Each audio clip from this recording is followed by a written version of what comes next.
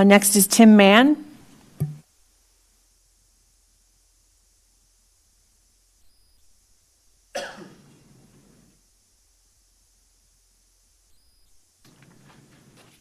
Hi, my name is Tim Mann from Richland Township. At the last school board meeting, Mr. Kern gave a long presentation about COVID data, mostly taken from the UK. I found his presentation interesting, and I took many hours to follow up and locate the same data myself. Most of this data was taken over a time period that ended in February of this year, which was before Delta. I was surprised to find that I generally agreed with most of Mr. Kern's takeaways from the UK data. Regular COVID seemed to not pose a significant risk to elementary-age kids, to the extent where I'm not even sure that mask mandates for this age group were even necessary last year.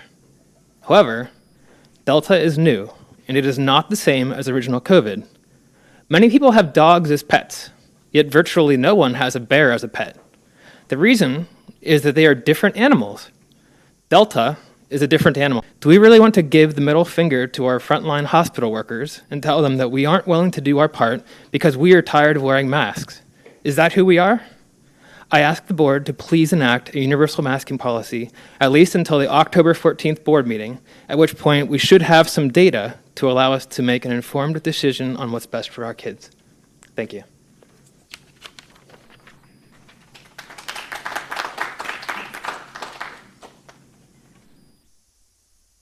Next is Jessica Bowman.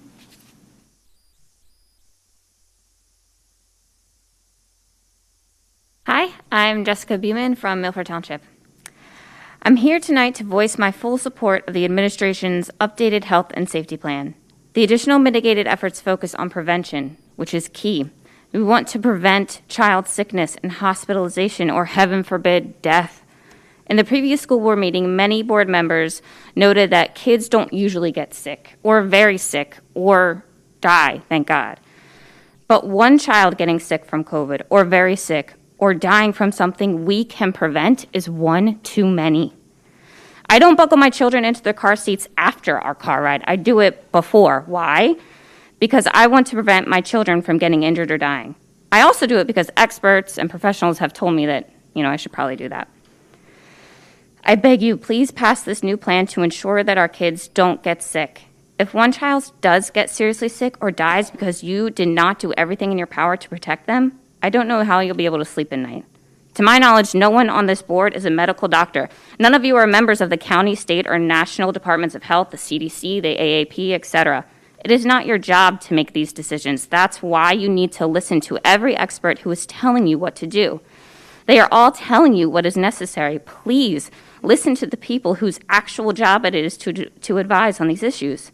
If you don't listen to Dr. Dansker now, who has been your main advisor during the entire pandemic, if you don't listen to him now just because your opinion doesn't align with his recommendations, what does that say about you? You'll be showing our entire community that you don't actually care what's right for everyone. You only care about being right. Please do the right thing, even if you don't personally like it. Please approve Dr. Harner's updated health and safety plan. Thank you.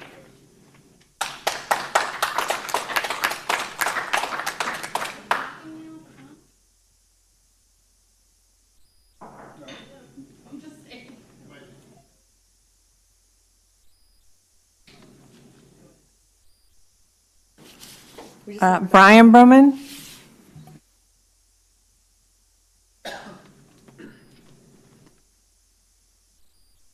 Good evening. My name is Brian Buman. I live in Milford Township. I have a first grader at Poff Elementary. I'm here tonight to ask for your help and for the help of all members of the community. Like many of you, I remember picking up my children from daycare in March 2020 after we were told that schools were closing due to the rise in COVID-19. I also remember the lines at the liquor store when we all found out we'd be locked at home with our kids.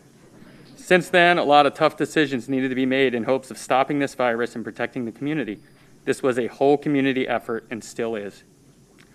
At the time, my wife and I worked from home and were fortunate enough to have flexibility. When the new school year started, we chose to keep our then kindergartner home doing virtual school because we could support that and to ensure there was enough space in the classroom to keep other children spread out, especially those that had no choice but to attend in person. We made a lot of other changes that were extremely hard, but we did it in hopes to do our part and protect the community. We didn't just consider our actions, and the following consequence, but the following 10 consequences. By mitigating the spread of COVID in schools, we help our children stay healthy and in school where we can all agree they belong. I attended orientation yesterday with my son, who is entering first grade, and he is excited to start school and make new friends. He is nervous, which I'm sure is normal at this stage, but he's also nervous to be in a new setting with COVID-19 on the rise while he is still unvaccinated. I ask that you help my son and any other kids that are reacclimating to in-person school environments or are still nervous about the risk that guidance and data from actual experts supports feel protected, feel cared for, and feel like they're important too. That their health, safety, and mental well-being are worth the added measures to protect them until they're eligible to be vaccinated or case counts go down. Those children that were strong last year have a chance to step up as leaders and role models for our other students and the whole community. To wear masks and take other measures to show that we're here for each other, that we'll get through this together, and that every member of this community matters. I support the amended plan submitted by Dr. Harner and the administration and ask the board to approve it tonight. Thank you.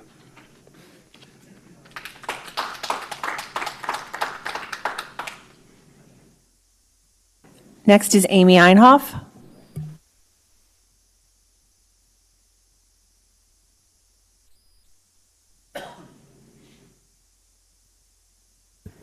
My name is Amy Einhoff. I'm from Milford Township, and I have kids in 8th, 10th, and 12th grades.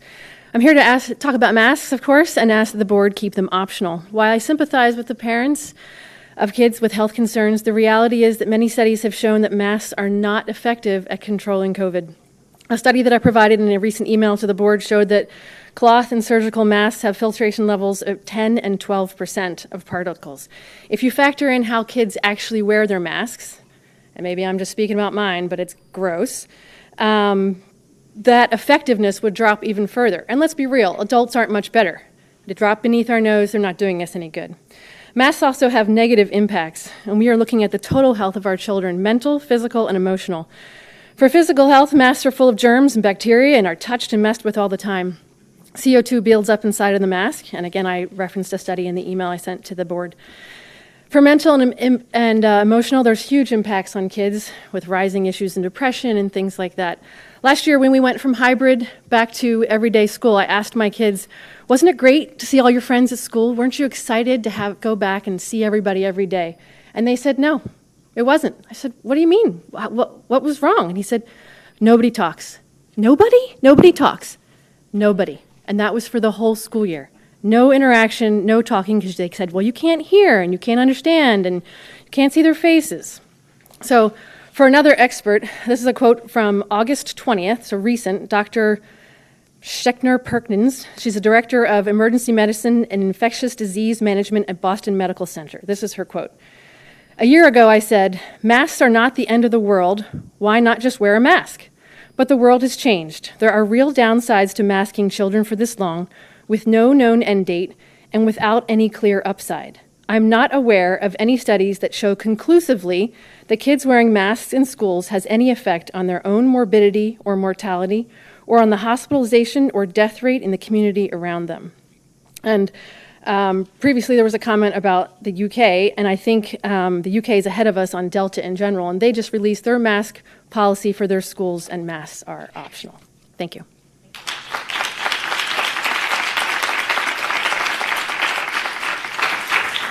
I'm so sorry for the delay, but if we are having just a slight technical difficulty, don't you just love it when you're in the middle of something and your computer's like, we're going to restart you right now. So bear with us for a moment. I appreciate your patience.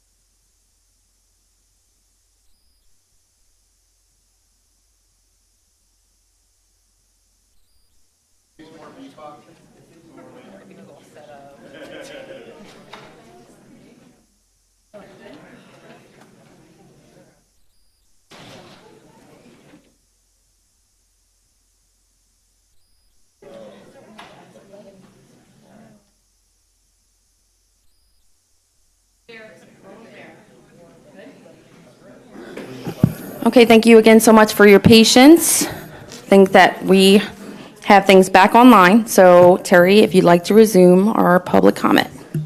Okay, next, Lori Shaw, please.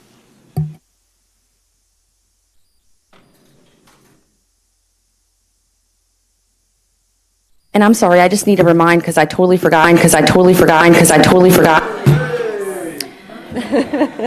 Yeah, I somehow. Next time, let me know in advance and I'll do a cool rap or something. Good? I know. That wasn't good. All right, all set? If I could just remind everyone, say your name and area of residence. Okay. Hi, I'm Lori Shaw. I'm from Richland Township. I'm here tonight to be another voice as a concerned parent that would ask the board to keep masks optional for our children. As a nurse, when I worked in the OR, the first thing I did after leaving the operating room was take off my mask. Nobody left their mask on. And of course we did it and threw them in the trash because we don't keep them in our pocket and all that. That's gross. So they're uncomfortable, they're hot, etc. I think most of us can agree they cause some degree of discomfort, to say the least. And the very idea of our kids wearing masks again this year for an even longer school day is just cruel in my opinion.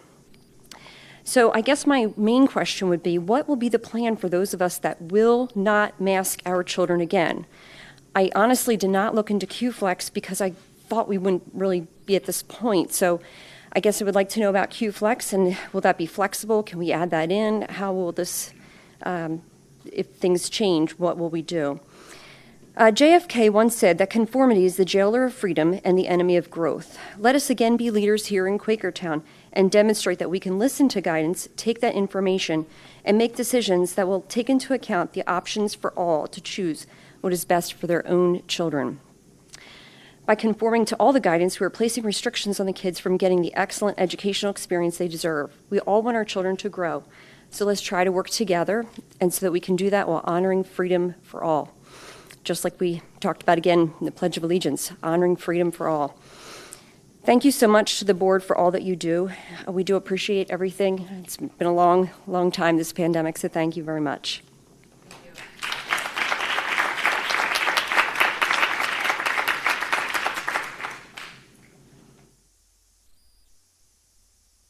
Okay, next is Alicia Swift.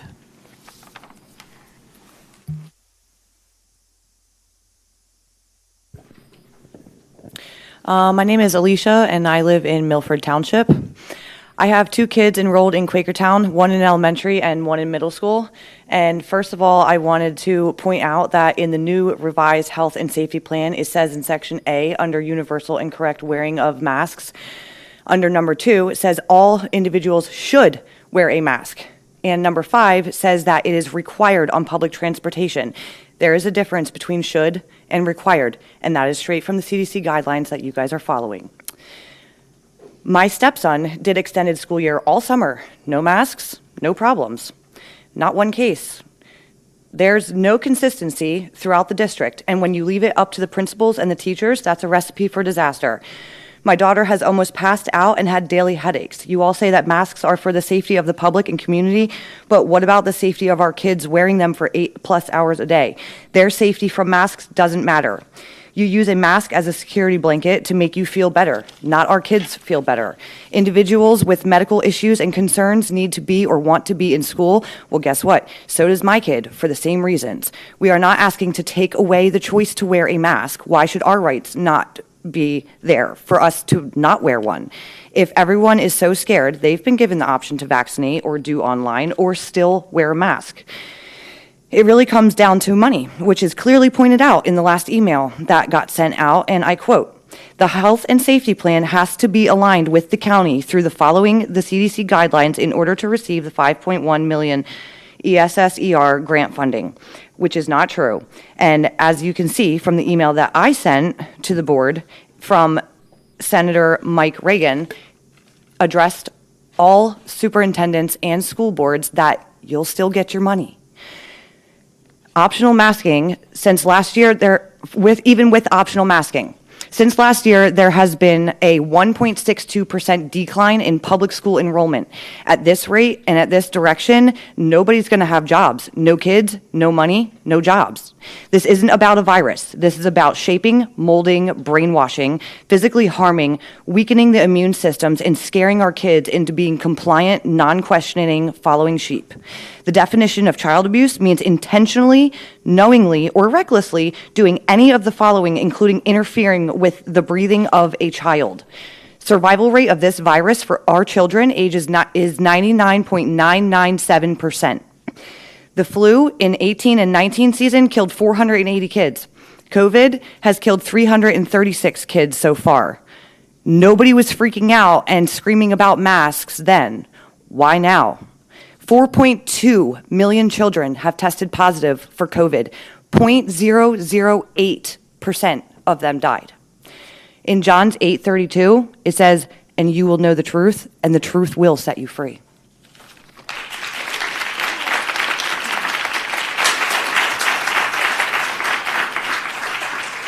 Hey, Kaylin, the timer wasn't up. I know. Okay.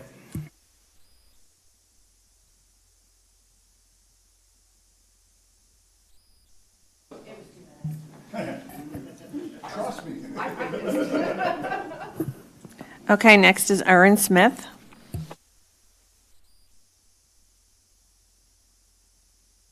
Thank you. My name is Erin Smith. I have 2 children. I'm in Richland Town Borough. I send them to private school. I'm also a certified school psychologist. Public education should be a partnership, but the slow erosion of parental rights has shown us there is no longer a seat at the table for parents in public education. However, ultimately, the responsibility to educate a child lies with the parents. As legal guardians, we have a duty to protect, care for, and educate our children, and most parents choose to do this by partnering or collaborating with a public or private school. But the only way that this partnership thrives is if it is balanced. When the school begins to see themselves as a majority partner, parental rights inevitably suffer. In a June 2020 email, when he wrote, "In leading change, you always create to use a given crisis," Dr. William Harner made it crystal clear that his motives are not driven by the best interests of our children or a desire to act in a partnership with all the parents in this district. So it's a long time overdue for parents to take back the power of this partnership. While I do commend the board president and a few other members of the board who I feel have been honest in their attempts to make informed and not emotional decisions or reactions, it appears as though some of the administration and school board members are motivated to push for changes when money or funding or their personal accolade is associated with a particular issue. Board members, while I have accepted that many of you have already made up your minds and have no intention of truly hearing what those that disagree with you have to say, I would ask you to remember why we're here: for the safety, security, and well-being of the children in this district. And it's time we started listening to the voices of some of those children, and not just the adults, especially when the impact of those decisions impact them profoundly. So whether it be tonight or some other time, when our brave kids start speaking up, I ask that you please listen to them. And finally, to the board, a group of concerned parents put you on notice at the end of last year, and I hope that you heard the parents of this district loud and clear, because come November, we will remember. And I'll be here every month reminding parents how you're voting, because it is important, and what you do and how you vote, we need to be a part of that. Thank you.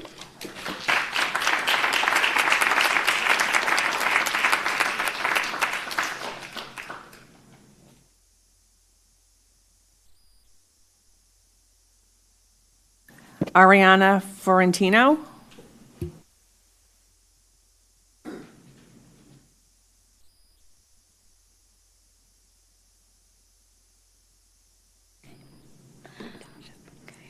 Hi, I'm Ariana Fiorentino, and I'm from Milford Township.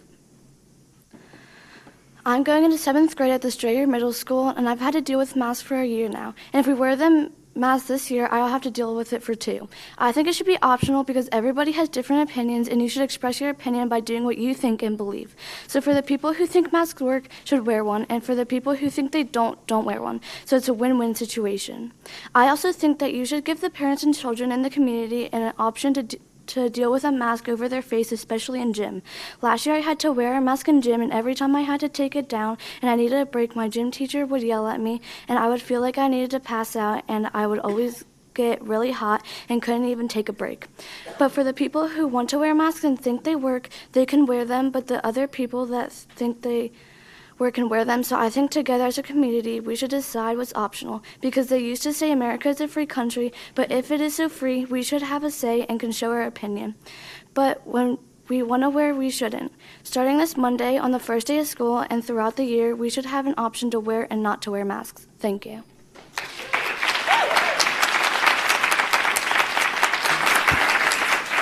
That was very brave, young lady. Great job.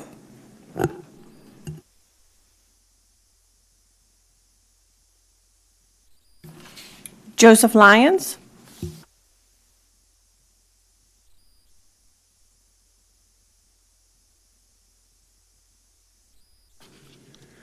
Hi, I'm Joe Lyons, Quakertown Borough. I respectfully come before the Board of School Directors to talk about fake news and hypocrisy. The term fake news, as we know it, has become popular in recent years by high-ranking politicians to diffuse news reports that contradict their views. As a former newspaper editor, my definition of fake news is manipulating data and citing questionable sources to make your view seem more legitimate. Hypocrisy, though, is basically saying one thing and doing another. For example, being vaccinated and wearing a mask in public is not hypocrisy. It is being respectful of others, practicing safety, and working hard to do your part to eliminate a pandemic that continues to threaten the entire world. Hypocrisy is bending district policy to fit a political agenda. Saying younger children are less affected by COVID-19 and its variants, so we should provide less protection, would be like saying our buildings haven't burned in years, so we can stop fire drills. I drove here tonight with my seatbelt on, even though my car has airbags. That's not hypocritical.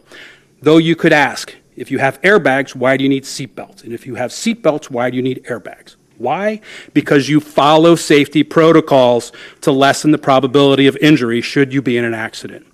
It is hypocritical to tout the word and actions of Bucks County Health Commissioner Dr. David Damsker as gospel for over a year and then discount his guidance when it no longer fits your agenda. It is not hypocritical, though, to consistently say we should follow the overly cautious CDC's guidelines when protecting our children from COVID-19.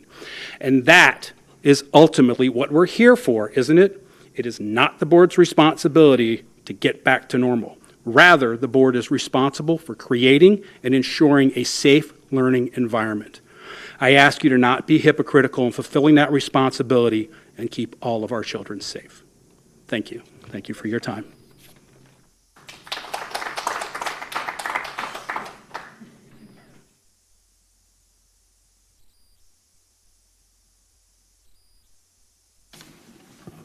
Jeff Doyle.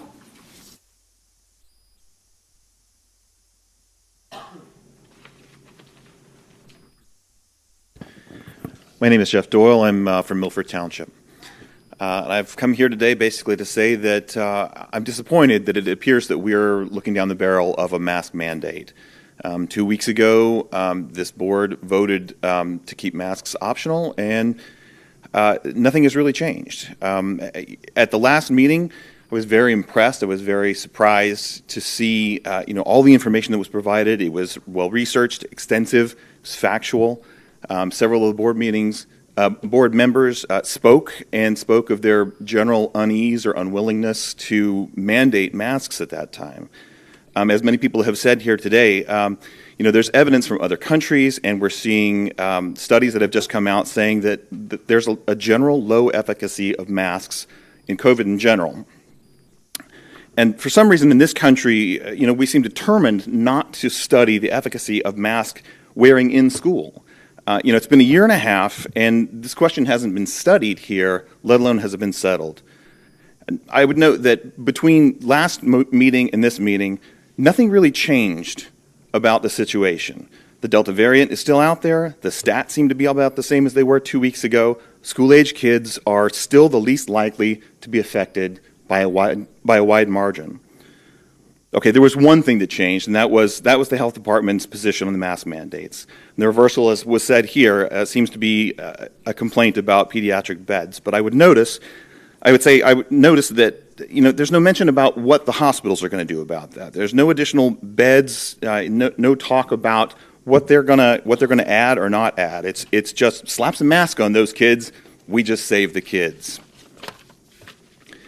I would add, to close at this point, I would add that, there's a social contract between parents and kids and the school here. And basically it says that we pay our taxes, and in return, you help educate our kids so that they can grow up and pay their taxes. And what I'm seeing here is we're teaching our kids to be afraid. And I would say, if we don't stand up now, then when will we? Thank you.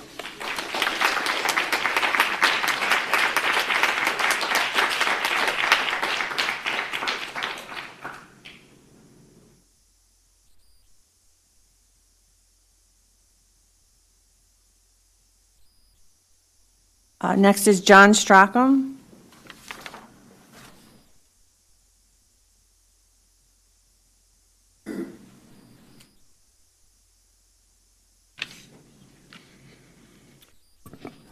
My name is John Strachan. I'm from Milford Township. So, first of all, I wanted to say the federal, state, and local recommendations are just that. They're recommendations, and they're broad, and they're general. They're not mandates. Wearing or not wearing masks is a family decision and no one else's decision. If an individual wants to wear a mask, he or she should wear one. And the same is true for all other personal protection decisions. These are all personal or family choices. The notion of a governing body mandate is shameful, and I'm absolutely disgusted that we're even talking about it. But more than being disgusted, I'm really sad. More than anything, I'm really sad. We're going to give these kids a complex. For kids of all ages, we're robbing them of their school experience. My oldest daughter, Ava, like many other kids, missed something, right? She missed her kindergarten graduation. Then she spent all of first grade socially distancing and wearing a mask, and I really believe that she struggled to connect with her classmates and make friends. She's shy as it is. My youngest daughter, Kenna, she's at risk of starting her school career with her face covered. And I'm sure there will be social and developmental impact to that. She needs to see expressions, read lips, and hear words clearly to develop her vocabulary. These are the happiest times of their lives and critical developmental times, and masks are having a huge negative impact. I understand that the case counts are increasing, but that's in relative terms. The most recent raw data shows that of the population of everyone living within the school district boundaries, it's around 35,000 to 40,000 people. There have been 126 COVID cases reported in a 7-day window. That's 7 in 2,000 or 1 in 300 people. Even if the case numbers are going up, the data still shows that the chances of getting very sick is virtually non-existent for the age demographic that we're talking about. You have to get beyond 60 years old to reach a death rate of 1%. 1% of cases. That's of 35 to 40,000 people, 126 cases. Even if all of those people are greater than 60 years old, maybe one person will succumb. Okay? And I'm intimately familiar with the vulnerable population, and the reality is that population is at risk of getting sick from any transmissible disease. Your time is up. Please wrap up, please. Yep, this is my... Thank you. About finished. My question is, when does it stop? When do we put severity in perspective and stand up for our emotional well-being? Not just for the kids, but for all of us. It's delta now, soon it'll be epsilon, then lambda. You can go all the way through the alphabet and beyond. We could be scared in perpetuity. With the data I just cited and the true health risks so low, what would be the school district's threshold for mask optional? The last comment I have, to address the financial aspect, please remember that when we ask or allow any level of government to take care of us, financially or otherwise, there's always a cost. We give away a little bit of our liberty every single time. Thank you.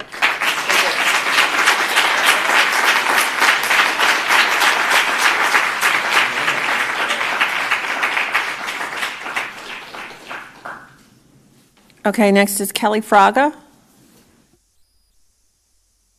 Hi, everyone. I'm Kelly Fraga. I live in Milford Township. I have a grandson who goes to Quakertown Public School. I have two granddaughters that go to Faith Christian. And let me tell you, they have had completely different school experiences. I also work for a local company that makes critical medical components. I'm by no means an expert, but I do have a lot of knowledge in this area. One thing that I want to speak to, I don't want to speak to whether masks work or masks don't work. Everybody has their opinion about that. There is zero scientific studies saying they do. They have to be worn correctly. We get that. I have the instructions for an N95 respirator mask here that very clearly says it does not protect against biological diseases, right?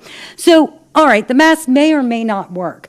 But I also today went on to the World Health Organization, I went on to UNICEF, and I went on to the CDC because I wanted to see if we were or were not in alignment with their guidelines. The World Health Organization says, and UNICEF says, very first thing, first, do no harm, right? We are doing harm on the slim chance that some harm may occur, right? So we're doing a lot of harm based on the assumption that a small harm might occur here. Now, when you wear your seatbelt, the chances of getting in a car accident are much greater than getting this disease, right? And I also have here, just in case you want to see it, I'd like to share it with the board, evidence that there is a great deal of harm done to our children when they are under stress, when they are in fear. Antidepressant use is up like 96%. Obsessive compulsive disorders are up. There's all kinds of things that are up. But another thing with kids, because they do, just like they said, kids need to see faces.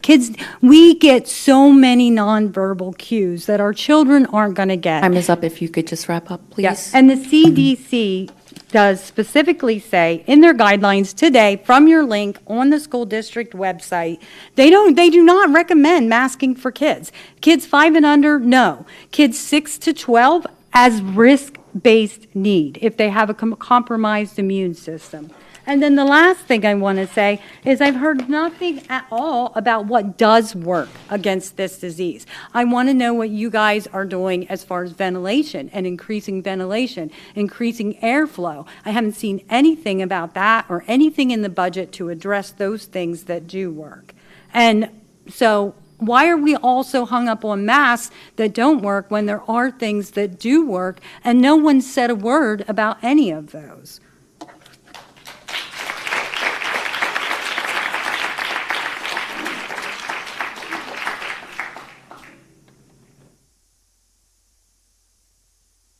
Next, Danielle McAndrews. Hi, I'm Danielle McAndrews. I live in Trumbowersville, and I believe that's Milford. Just to, real quick, to the seatbelt thing, the tornado thing. I mean, it's a little kind of silly because we do know that seatbelts work. So there's that. Same thing. Same thing with the tornado, sitting in the hallway when the tornado's coming, the tornado is coming and sitting in the hallway, well, it also works. So there's that. Talking about professional opinions, I talked to my father this morning. He is a very recently retired CEO of a chain of hospitals in Nashville, Tennessee, and he has great concern over the wearing of masks, and he has very prominent worldwide doctor friends, high up in the government, all the people, all the statuses. I read your blog to him. He was disgusted. So, Dr. Harner, your blog so clearly and devastatingly proves you are a proponent of an initiative to assuage a community of frantic parents overtaken by fear to the point of a sheer and utter inability to process simple facts. To begin, the CDC survey that reported a whopping 85% of those sampled who had been infected with COVID claimed to be wearing a mask. These results are not a surprise to those at the center of the evidence-based medicine at Oxford, England, the top-ranked university in the world, who I'm quoting to have stated 7/23/2020, they could find no evidence cloth masks are effective against either COVID-19 transmission or infection. Another quote from Dr. Harvey Reisch of Yale University of Public Health. He sums up this ongoing masquerade with these words in February of 2021. I honestly don't know how anyone could say masks are a life-saving measure when there is no evidence to suggest that to call them a life-saving measure is totally beyond the pale of anything that is scientific and knowable. So going back to the blog, in the first paragraph, we learned that Dr. Damsker did not reply to your request to review our updated plan. This gives me great pause. This only shows he is also afraid and can't stand behind his most recent changes. This is quite irresponsible for someone who oversees the health of all of Bucks County. Into paragraph 7, it also minimizes Time is up. If you could just wrap up, please. Minimizes the risk and stress of our students and staff, medical conditions and concerns who need to be and want to be in school. My son, as I shared before, has an immune deficiency disorder. His physician last year wrote him a note to not wear a mask because of the health risks that it imposed. The stress actually induced and brought about his disorder. And she said, take the mask off. Put a shield so he can breathe and he can see. And guess what? Within 2 weeks of removing the mask, removing the bacteria, going into his lungs and giving him supplements and extra vegetables and boosting him with health, guess what? The patches of hair that were falling out, they grew back.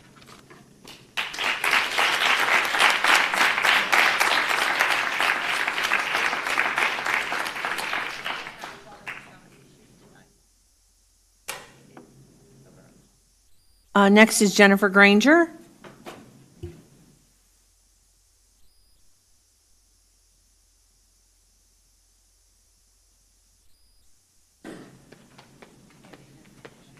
Hi, everyone. I'm Jennifer Granger. I'm from Richland Township. This is my first time ever speaking to any of you at a board meeting. My children and I have complied with your health and safety plan since March 2019. We have sacrificed their education time and overall well-being, if I'm being honest with you guys. Now some of you wish to ruin another school year for my children. I have emailed my daughter's testing provided from her school. Some of you graciously replied, thank you. But everyone should know that in 6 months of regular school, full-day kindergarten, my daughter was able to reach benchmark green in her math. And I'm sorry, I'm going to get upset. But she also gained 120 points in her ELA. She was improving so greatly. You guys sent her home, and it just went so wrong. Her entire year of first grade under your guidelines, she is still yellow benchmark in math. And in the entire year, 116 points in ELA she gained. That's crazy. Do not tell me that masks are just a mild inconvenience. Let's talk Foundations and Haggerty, which are elementary ELA programs. And most lessons, a tool in helping their students, my student, is watching and mimicking lip motions to create the correct sound. How are we doing this? Simply put, we cannot pick and choose what health concerns we want to focus on. My son only had 20 minutes, even less, 1 year to eat lunch. But here, wear this mask now. To me, health is a whole lot more than a dirty, food-filled mask. Because let's be honest, they were disgusting coming home from school. Basically, your number one concern should be my children's education. My number one concern should be their health and safety. I will not allow my daughter to come back under this previous health safety plan because that will result in her failing second grade. It was a possibility at the end of this past year. I had a meeting with her, the whole team. Your time is up. If you could just wrap up, please. Yes, thank you. I just want you guys to understand that if she does fail, I will hold you all responsible.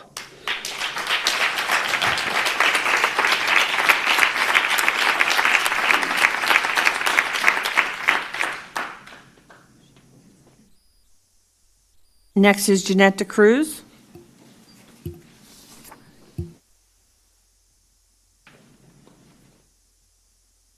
Good evening, Jeanette from Milford Town. On August 21st of 21, the director of the National Institute of Health stated school mask mandates enforced are not based on COVID-19 studies. There are no studies that demonstrate forcing children to wear a mask reduces the transmission of COVID-19. In schools, most masks our children wear are laughably ineffective. A cloth mask blocks 3% of viral particles, and the surgical masks purchased by the public are not even intended for medical purposes. That's of the British Journal. A group of teachers and parents from Florida collected used masks and sent them off for analysis, to an independent lab. The results were 11 different pathogens, as well as fungi, parasites, and bacteria. These viruses cause impetigo, thrush, bacterial dermatosis, and strep A. Since mask mandates, pediatricians across the country have seen a rise in impetigo, a highly contagious virus from soiled masks. Our kids are wearing character masks, sneezing in them, coughing in them, and they're not fitted properly. A mask should be free of debris. A mask should be changed every 2 hours unless sneezed in, coughed in, or wet by any matter. Excuse me. A mask should never be touched inside or outside. A mask should have a proper fit, snug at the nose, no gaps at the cheeks or the chin. Can you honestly tell me that our kids aren't touching these masks? They're changing them every 2 hours. I know 100% they do not have a proper fit. The only thing that can is an N95 that's fit tested.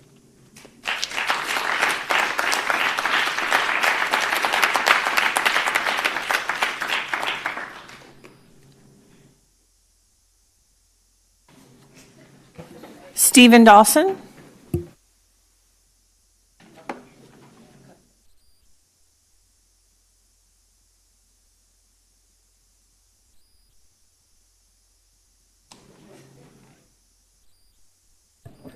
Hello, I'm Stephen Dawson. I live in Richland Township. Last board meeting, I think that was August 12th, I was here and I listened to both sides, and it was so obvious that those who did not want masks had some really good legitimate reasons why they did not want them. And those who wanted masks, they also had some good points. And so I'm just here to say that this board ought to do and to serve as many people as possible, do the greatest good for the greatest amount of people. And the only way I can see on this issue that that would happen is to have masks optional. Last year, we gave Dr. Harner his way, and this year, I think you should give the rest of us our way.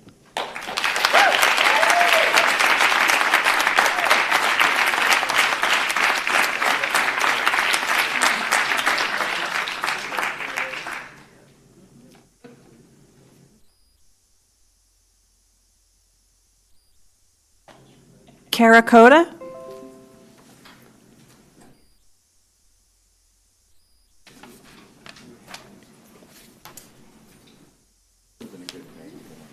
Thank you so much for the opportunity to speak tonight. My name is Dr. Karakota. I am a Quakertown resident, a mom of 3, and a healthcare provider. I strongly urge the school board to stick with their original plan and make masks optional. John Kern provided an excellent presentation on August 12th with the studies that showed that children are at low risk for severe illness from COVID-19, and the science has not changed in the last month, only the political fear tactics. I believe each parent knows what is best for their child. I believe it should be left to the family to decide what their child should wear when they go to school, mask or not. Now, I want to take a moment to talk about the immune system, something that I think is rarely mentioned in this discussion and is critically important when discussing the health of our children. Just like our children's brains are developed and grow to learn, to read, write, and critically think, their immune system is also learning and needs to develop. Like a muscle that must be exercised daily to remain strong, our bodies rely on daily exposures to a diverse microbiome through interacting with other humans to develop a strong immune system. Just as many have seen a decline in their child's progress in school over the last year, the lack of repetitive exposure to diverse microbes, both bad and good, due to sheltering in place, social distancing, over-sanitation, and masks have weakened the strength of their immune system. This has been seen this summer with the abnormal spike in RSV cases, something that's never seen in summer, only in winter. And I believe this is why we're also seeing an increase in case in COVID in children this summer. They have not been had repeated exposure to the common cold, which is a coronavirus, and has been shown to help boost someone's immune system to facing COVID-19. So yes, if children return to school, we may see a rise in flu and cold-like symptoms and stomach bugs because they have been not exposed to all these germs last winter. But if we want our children to have a chance to have the best strong immune system to fight COVID-19 and all the other germs that are going to come in contact, we cannot mask and socially distance our children anymore. Their health depends on it. Forcing masks on all children will cause more harm than Time is on up. their If you could mental wrap health. up, please. Yep. Mental health, immune strength in the long run. And then only to be replaced by a temporary security we think is present in masks. Let parents decide what is best for their children this school year when it comes to masking, because the research has shown that children are low risk for severe illness and death from COVID and are less likely to spread it to others. Thank you.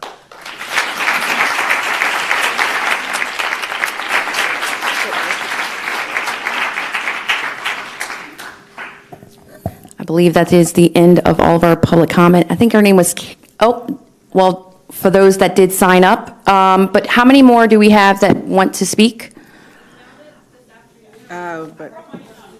If I'm open to having more people speak, that's fine. I was going to say, was it Kara? I think I was in, yeah, I think I remember you from my knee surgery over there. I remember, I know that, I'm just saying. I was living there forever. I made friends with all the old people. Sorry, go ahead. My name is Karen Majewski. I live in Milford Township. I'm a parent of a child in this district. I'm a teacher. I'm also a teacher in a neighboring school district. My first thing I'm going to say is my parent perspective. Language matters a lot. In this revised health and safety plan, there is a theme: vague and unspecific language. Here are some examples. Number one, mask requirements are expected to change from time to time. When? How? Why? Number two, during this period of time when masks are optional in the school district, masks may still be required. First, how will we ever even get to mask optional? And when will they be required? And why? Number three, this plan mentions targeted mitigation strategies, but what are they? How are you measuring them? What does it look like? There are 0 metrics in this plan to answer any of these questions. There is no clarity, no specifics, nothing to measure anything by. This revised plan has no intention of ever allowing even the option to see another child's smiling face in school again. If you vote in favor of this plan, you will only be continuing this out-of-control debate along with legal issues. This wording is your district attorney's nightmare, along with the fact that there are no legal requirements to force people to mask. No laws, no authority, only directions and recommendations. It is your job as our elected officials that you work to bridge this obvious gap with compromise and respect for both sides of the fight. This document is a one-sided document as of right now. Fix this vague and unspecific wording, come up with some actual metrics, and present this community with an amazing plan that they deserve and can be proud of. Something I want to say was, no one has spoken on this topic yet, and best believe I'm going to. So as a teacher, all this kumbaya kind of goes out the window here. I'm absolutely disturbed and appalled that this plan mandates your teachers and staff to be vaccinated. You have no verbiage or regard for their inevitable medical or religious exemptions that will only, once again, open you up to even more litigation. You are stripping them of their rights and forcing them to choose between their livelihoods and careers and their personal health decisions. Time is up. If you could wrap up, please. Yep. You will lose amazing teachers and staff who love their jobs but love themselves and their rights more. Once called heroes not long ago are now asked to comply or get fired. And the fact that this plan even mentions the NEA and its support of this is absurd. The NEA is one of the biggest politically motivated and sneaky organizations out there. It pushes its political agenda on teachers and have no business promoting or supporting anything teachers do or don't do outside of being an educator. Thank you very much.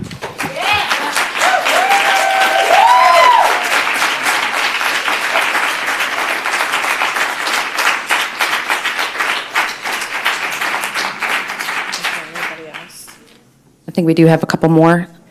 You can come on up. And then in the back, you'll be next. If you could just state your name and area of residence, please.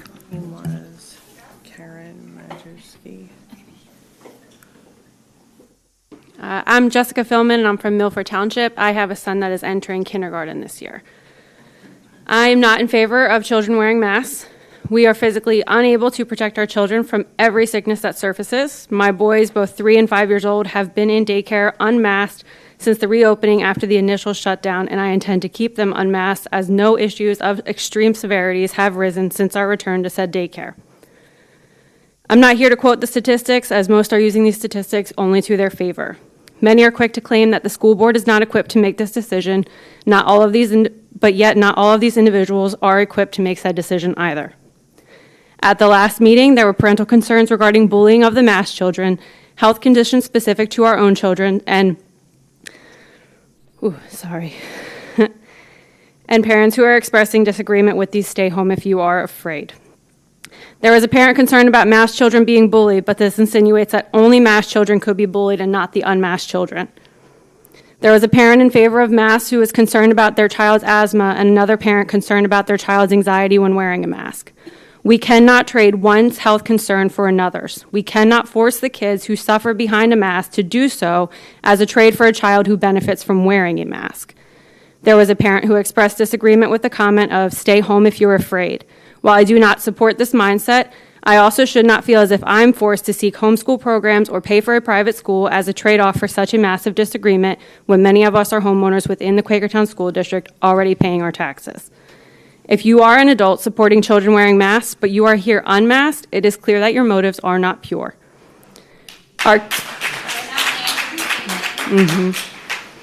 Our kids cannot fight this battle for themselves, especially those that are younger and elementary school age. The obvious compromise is to remain mask optional, as this supports parents making choices that they feel are best suited for their own children.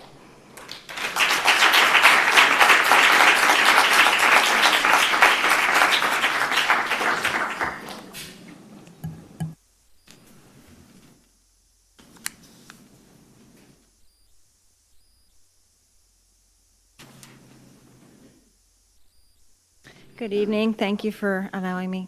I am not in favor of changing the rules. Oh, I'm sorry. So sorry. Yes. Beth Ziegler, Milford Township. Thank you. So I am in favor of keeping masks optional. I spoke last time at the meeting. I spoke up about the fact that there are many things that we can do to keep ourselves healthy without masks. It's been mentioned tonight about ventilation. I mentioned about, big time to me was when somebody testifies on Capitol Hill that ivermectin, there should not be one more death. He's a doctor who was pleading with people, pleading with those powers that be. Please let us use this. There should not be one more death. And we're still talking about masks. And that was like a year ago. I mean, this is insane. This is insane. I don't know what is going on, but that's just insane. So we trust our officials, but we've had officials work in their own interests and not the people. I'm not suggesting any impropriety about Dr. Damsker. I don't know these people. I don't know anybody. I'm just me with kids in school and want them to have their classes unmasked and be able to breathe. Okay, so if I know that a doctor said we only need like ivermectin, let it loose, and somebody's not letting it loose, and we have governors who are putting sick nursing home people back into nursing homes, I have a lot of questions like what's going on? So why are we still talking about masks when we have ivermectin and budesonide? That's another one that treats, and frontline doctors. Just go to frontline doctors; they'll tell you they are serving people who've had COVID, and they are recovering, okay? Recovering. They're not going on ventilators. They're recovering. So I don't know what's the deal here. But anyway, if this is a money thing, I mean, I think we should trust. Time is up. If you could wrap up, please. Sure, sorry. Trust but verify. If it's a money thing, and it seems when our officials, higher officials want something, they always threaten to withhold funds, or they kind of tease you along and give you funds to do what they want. So just keeping that in mind, I don't know. But yeah, check out Frontline Doctors. Our kids need to breathe free.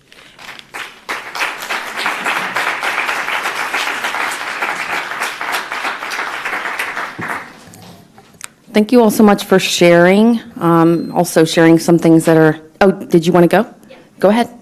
So anybody else afterwards? Okay. One more, anybody? We will. So my name is Jennifer Angeloni, and I have 3 kids. I am from Milford Township. The stats on who was in the hospital as of this past Monday, coming from a physician who works in conjunction with St. Luke's. There are 5 COVID-19 at the hospital with ×3 in the ICU, ×2 on med-surg. They all have one thing in common. They're unvaccinated and over 50 years of age, with the oldest being 93. I'm sorry, I didn't read anything in here about kids. Interesting. I just want to say I had a child at POF who was an asthmatic. Her asthma was out of control last year. And you want to know who gave a crap? Nobody. Bradley would not allow for a face shield. It was written not only in the mandated policy, it was written in the school policy. Nobody cared. That didn't matter. Your child was allowed a face shield.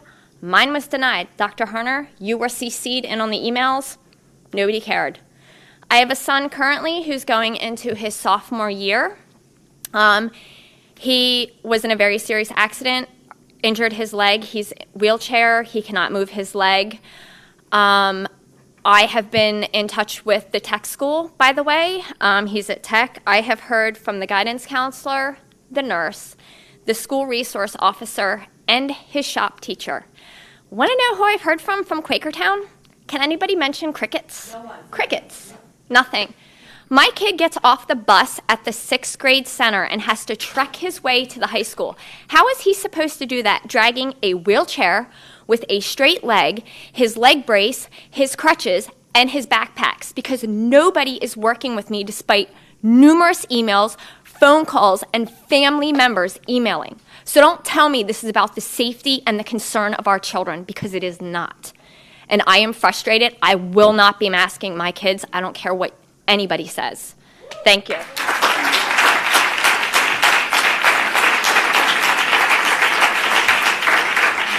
Dr. Harner, would you be able to follow up on that situation and brief the board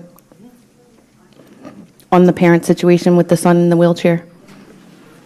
Yes, and the principal's in the back, so I'm sure if she sticks around after the meeting, Mr. V would follow up also. I'd like to see that resolved.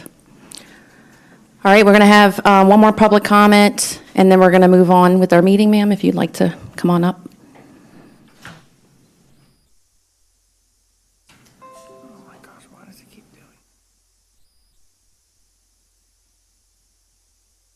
Hi, my name is Yvonne. I'm from Milford Township, and I have a grandson and going in 3rd grade.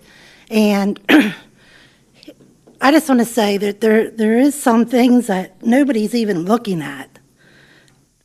The Pennsylvania law, statutes of Pennsylvania, Title 23, Chapter 63, 6303, B1, child abuse.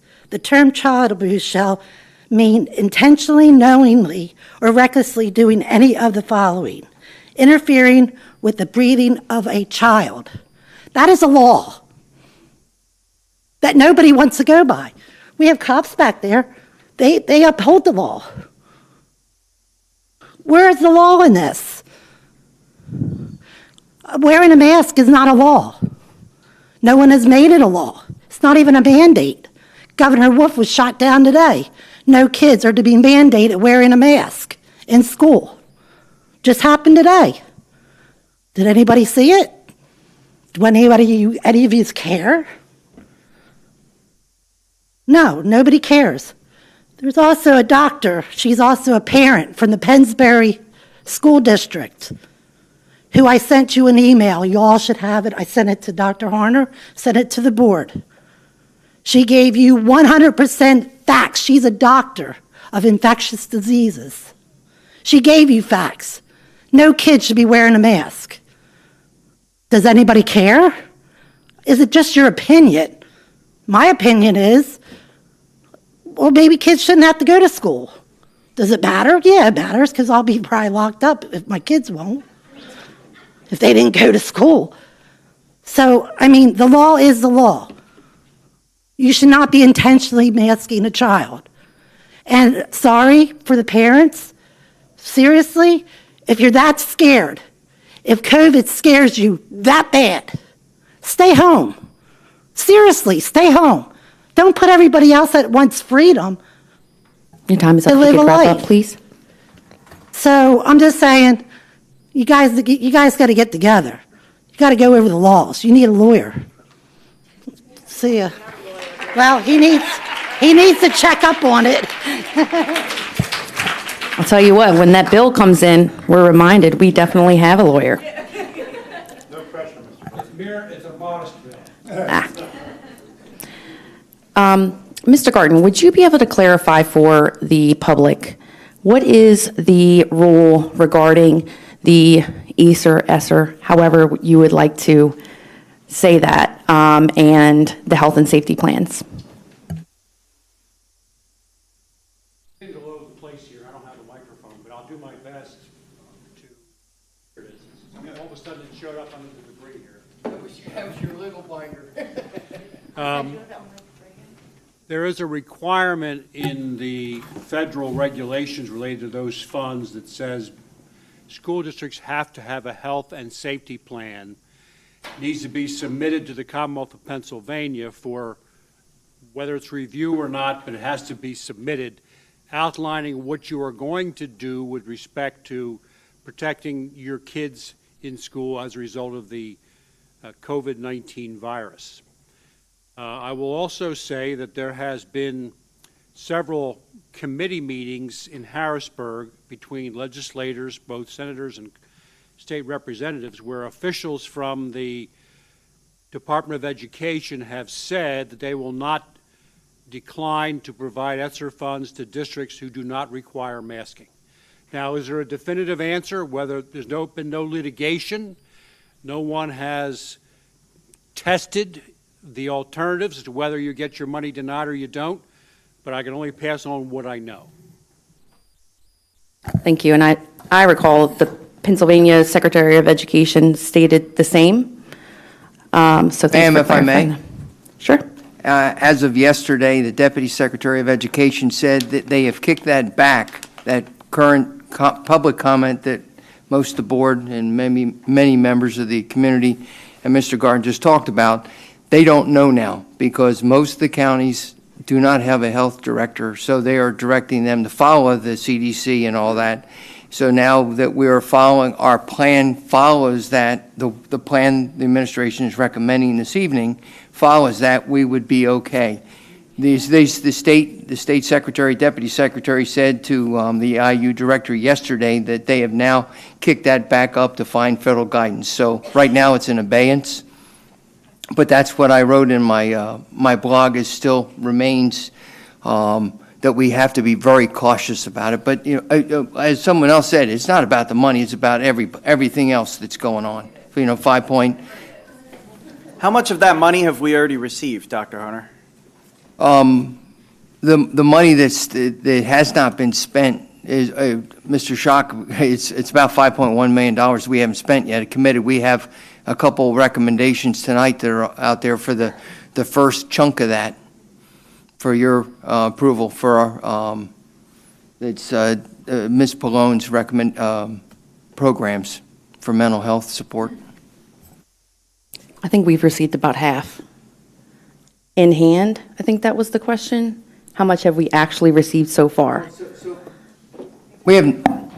No, we're still working on submitting those budgets and plans to the state. So we received the money from the first wave, which was the CARES and the other ESSER 1, but the ESSER 2 and 3, which is the 5.1. We haven't received a dime. Yeah.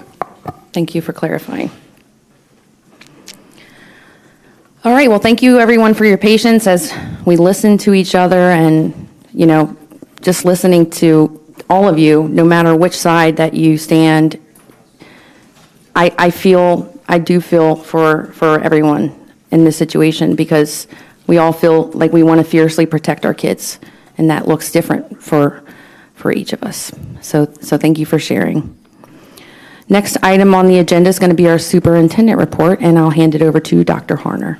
Thank you, ma'am. Thank you very much. Thank you, everybody else, for your comments this evening. For the nursing update, two things I'd like to bring to your attention. Tomorrow is a vaccination clinic that we're conducting in our secondary schools. And the information's up on our website. If you haven't heard about it, and you're out there in the streaming world or in the audience, and you have a child or yourself that needs to be vaccinated. Also, we have the county has volunteered, the County Department of Health, and they're going to be providing a vaccination clinics for us at our football game. They offered that, so on June 3rd, our very first home football game on the Park Avenue and 5th Street parking lot, the student parking lot, or staff parking lot, there'll be a vaccination clinic there from 6 to 8 p.m. You don't really mean June 3rd, do you? No, did I say June? You said June 3rd. Excuse me, September 3rd. Sorry. Yeah, I got to wait a while. Yeah, You missed it. Okay, next up is a staffing vacancy update. I think it's really important for the board and those that are listening, members of the audience, those out in the streaming world, to understand that the employment challenges that are out there for the private sector are definitely here in the public sector, maybe even more so. Mr. Schock, if you could briefly talk about that. Yeah, sure. A couple of weeks ago, Dr. Hunter shared with the board our summer hiring process and the statistics around that, the hundreds of interviews our team has done. What I have tonight is just an update, primarily where we are right now is the end of the day today on the unfilled positions and are likely to be unfilled, hopefully temporarily, but as we go into the first day of school. So it is in board docs. We have 12 professional staff vacancies unfilled. You'll notice there's a couple of categories here. Hired and pending clearances, everybody knows you have to go through a lot of paperwork, jump through a lot of hoops to actually be legally allowed to start. We have a couple that are pending offers, and then actual vacancies, and that's 12. Aides, professional aides, 11. That one's a little more alarming because it accounts for about 8% of our total aide staffing. As we continue to go down, the area where we're getting hit the hardest right now is our food service staff. You'll notice 45% or just under 45% of our food service staff, 2 days before we start school, are currently unfilled.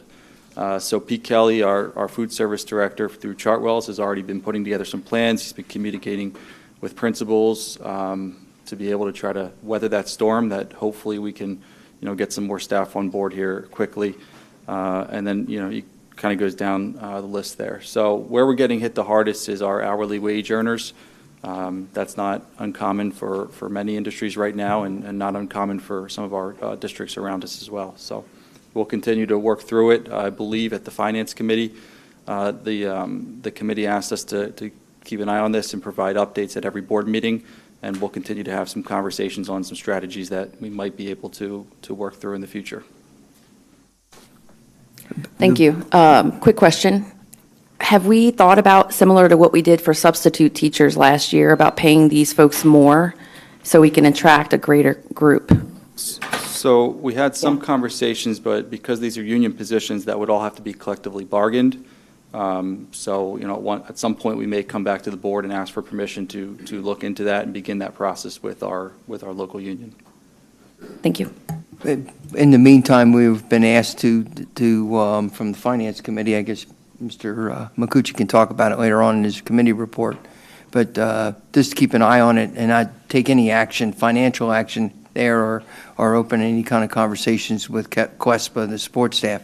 But the most important thing I wanted the community to understand is that we're not going to have the services in cleaning our buildings and maintaining our buildings, nor feeding our students that we normally have. It's going to be a challenge when you're a third down in cafeteria workers. That's a serious consequence, and you don't have we're down managers in cafeterias. Another one, and then as you know, Mr. Kelly is announced, as I shared with the board and the community now can know, Mr. Kelly, who's been working with us for about 8.5 years or 8 years now, he is retiring at the end of September. So that's going to be an incredible loss. He worked all the way through COVID, providing meals for the most needy or those who needed meals, and working every day through all that, and he's going himself. So that's there. The next report is the enrollment report. Can I ask a quick question? Yes, sir. sir. It's on. You mentioned cleaning of facilities and things like that. Last year, we made some adjustments there. I don't see that number on here. Is that represented it like somewhere that I'm missing it? So those are SSC employees. We were just representing our own employees. Right. But there have been some minor increases in the staffing levels for SSC. I'm not sure, Rob might have the most recent. Rob meets with SSC every week to get an update. So we have seen some, like I said, small increases. They still have maybe seven or so staff that are still unfilled. I believe when we first started, it was 9 or 10, so it's made a little bit of a dent. I thought it was upwards of like 30% vacancy rate last year. Yeah, so when I say 9 staff members were unfilled, they have about 27. So that, yeah. What other strategies are we doing to try to encourage people to fill these positions, other than, raising the wages and all that? Yeah, can we get the billboard, Dr. Harner, out there with some help wanted sign up on it? I'm actually not laughing here. Yes, sir. Yes, sir. You're smiling, though. Yeah, we'll work something out there. Yes, sir. That's not a bad idea. But we're working in many different angles. But I think we're going to have a lot of it has to do with the incentives for folks to stay at home that was provided out there. And now that ends. And so we'll just see how that works out for us. And that's what as you were at the Finance Committee meeting the other night, last Thursday night, that's what you asked us to do, just to track it and monitor it and see if folks will start coming back to work. Ms. Edwards, on the enrollment report, please. Okay, good evening. In board docs, you have an updated list of elementary sections and class size. This is up to date as of today, and it includes students who have appointments for registration but who aren't registered yet. So it is comprehensive and should represent all the students that we expect to enroll once everyone has submitted their paperwork and so forth. Overall, things look really good. We have a couple spots where class size is a little bit higher. Some of the fifth grade numbers are a result of letting students pick whether they wanted to finish their fifth grade year in their school they were redistricted to or stay in the school they were in for the fifth grade year. So that made fifth grade a little bit unbalanced based on people's choices. Other than that, a trouble spot, we did have trouble in half-day kindergarten, which was anticipated when we put the phased-in plan into place. So we did add the extra section at Neidig and Poff to address that. What else would I say? Off our full-day kindergarten list, we did accommodate all but 2 of the people that requested full-day K, and then new registrations obviously weren't able to be accommodated. But of the people that originally requested to switch, all but 2 were offered full-day kindergarten. I guess our remaining trouble spot would be Richland 4th is high. And what we did in that case is we had particularly some new registrations, and Mrs. Zerbles contacted those families to see if they would prefer to go to Neidig. Since we have a lot of crossover between those 2 schools this year because of the redistricting, that really wouldn't have been a transportation problem. So she contacted a number of families. So far, everyone preferred to stay at Richland, even with the higher class size in 4th grade. Other than that, things look pretty good. It matches very closely to the projections that the redistricting committee used when they did their work. So we're very close to that in terms of what was expected. So I'd be happy to answer any questions about it. You will start to get your regular enrollment report that shows how many students are in each section and all of those things. You'll start to get that in September once we have the 10-day count. Ms. Edwards, you touched on it a second ago, but can you reiterate the total population figures are approximately what were projected, correct? Yes, there's the column there to the right that compares it to what the projection was. So the only place that was significantly different would be second grade had acquired 15 more students than expected. Kindergarten, because we offered the full-day program in 3 schools, we expected some increase in enrollment there because people who would have joined us in first grade and done a full-day program instead enrolled with us. So the 22 student difference in kindergarten, I would attribute to that and would expect that we won't see as big a difference between kindergarten and first grade as we typically do, because 22 of those students enrolled with us this year. So just, again, the numbers are pretty accurate. Yep, we're within 3 students in first Just grade. saying. Yep, within 2 students in third, 2 in fourth. We'll have that talk later, Ron. Just saying. Or in The other question I have is, what I see are number of sections per school and then a class size, which I take to be there are this many first grade classes, and then the average class size is such. Is there a way that future breakouts could literally list every class and the actual size in every class? Only because Yes. I understand it's fluid. I get that. But again, this is data. This is as of such and such a date. I would like to see which classes, if any, are hitting that close to 30 or even over 30 or such and such. You So- do get that every month, but we don't start that process of reporting until school actually starts. So you will, every month you will get an update that shows you, so instead of it saying there's 3 sections, it will list 3 numbers that will be the class size in each of those sections. Okay? Anything else? Does this incorporate all of the students that would be in the room? I guess we've had some emails from teachers and parents, especially after their open house, that come back and say, hey, there's 29 students or there's 30 students in my kid's class. And on here, I don't see any classes above 30 students. So where do those disparities in numbers come from? Is there some special needs kids that may only be in a classroom part of the day, or? Yes, and in the first month of the year, you get your enrollment report with the students that are in the classroom all the time. So basically the homeroom, if you will. And then you get how many included students are in each classroom.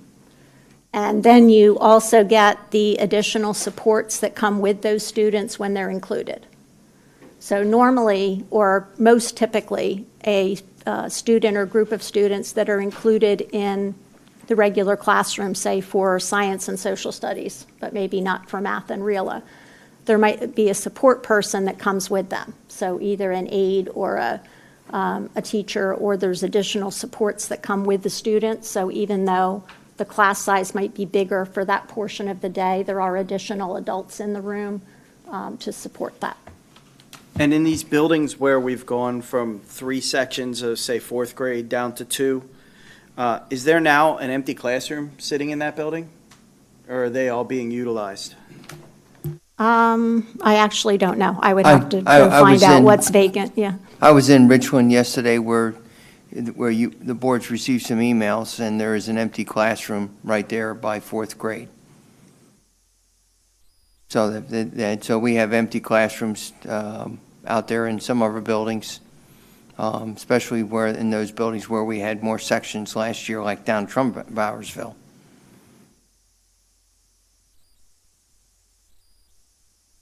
Did I answer your question, Chris?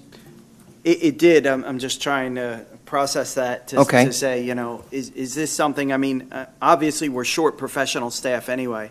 And if we're looking at 2 classrooms with 30 students in it, in an area where we did have 3 sections last year with 60 students, it would seem splitting that up into 3 sections of 20 students may be a little more beneficial to those students, especially if we have an empty classroom sitting in there.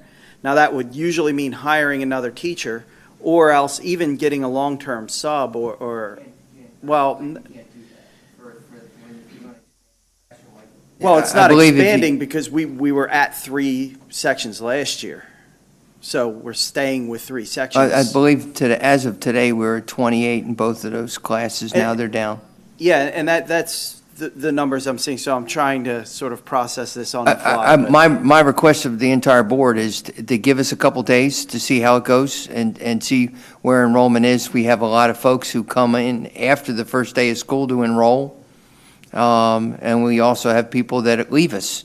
We have probably somewhere between 10 to 15% of our student population leaves us every year, and then we get in 10-15%. So I'd ask us just give us a couple more days, and if we need an FTE, we bring it back. As you know, he counts our FTEs real well, and as all those who are on Finance Committee, and then we if that's what the board wants to do, we'll add. But my request is just to wait a couple weeks. Okay. Dr. Hunter, I completely respect your ask to wait and see, but how does it work? We don't have that many days till school starts. Would it? We start the next work day, which is Monday, because we're off tomorrow. So how would that work? I mean, if then all of a sudden the numbers went up, have you split classes? Yes, ma'am, we've done that before. Okay, that's fine, thank you. Yeah, they have. But that's then it could be a long-term commitment, and when we're, as you can see, the numbers were down 120 students from last year. We're due to be down another 120 students the following year. And I asked Ms. Edwards to give me a enrollment projection of what we know from the birth rates, because we have those numbers. You've seen them before. We'll be down 12 sections in the next 3+ years.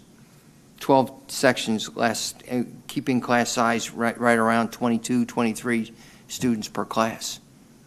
I guess my question goes off of Chris's question about the room in the 4th grade area where we have, was it 28.5 students in 2 sections? What is your ideal target range for a class size in, any of these grades? But each of the grades are primary years, it's lower, and then 3rd grade it jumps, and then in 4th and 5th grade it's. Yeah, but I'm asking for maybe not a hard number, but a range of numbers that you. 25 to 28 in 4th and 5th grade. And we're way down below that in most of the grades, in most of the buildings. And I believe after the redistricting takes place, it'll take care of our 5th grade problem. Well, and that's been my point since I'm on the board. And one of the things that I've really been focused on is class size. And like I said, this does seem to trend toward where I think it should be.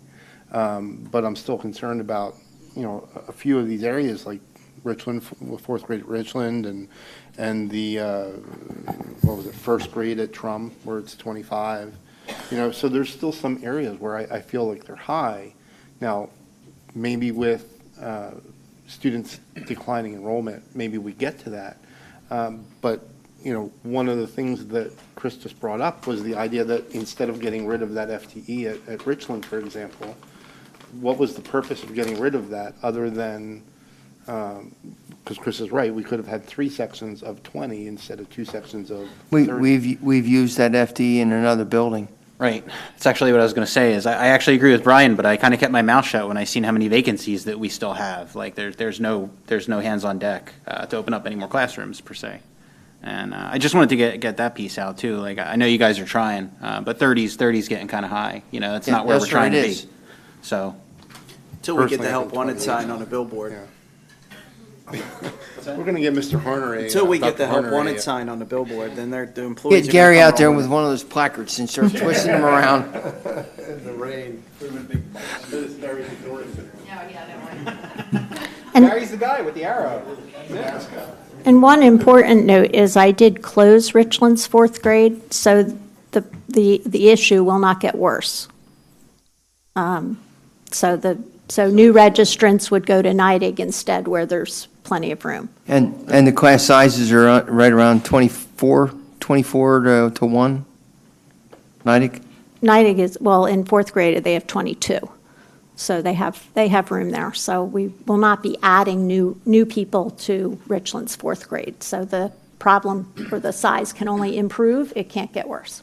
Can I ask about what looks like an anomaly over at QE in fourth grade? Why is there only 15 there? I don't remember that being the case last year in third grade. I don't remember the exact number in third grade, but it was low. And I was kind of hoping that over the summer, for example, if we lost a few QE fourth graders, that then we would have an FTE available to either address their fifth grade or something else. But as you can see, we stuck right there at 31, which is from a sectioning standpoint, is a terrible break point. So it is what it is. This is incredibly difficult work for anyone that's not familiar.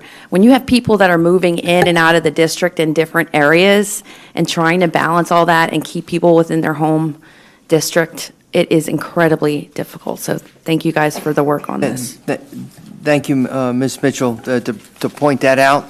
Our current sixth grade class, I had Pam Fothergill, who's responsible for the registration and all our data back there and PIMS and TIMS and all the other systems.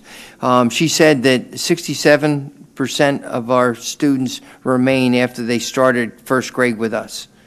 So we've lost a third already, but another group has come in. So that's the mobility issues that we can't predict every year, and that's why I just asked for a couple of weeks, see how the dust settles, and if you think it's we need to do something differently, add an FTE.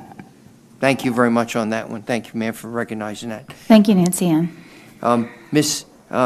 Edwards, will you take on our recommendations for health and safety? Thank you. Yes, of course I will. So good evening. We are talking about health and safety again.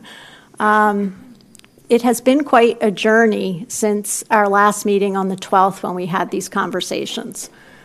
Since August 12th, we got new guidance on the 15th, which was a Sunday, I believe, that was sent out from the county.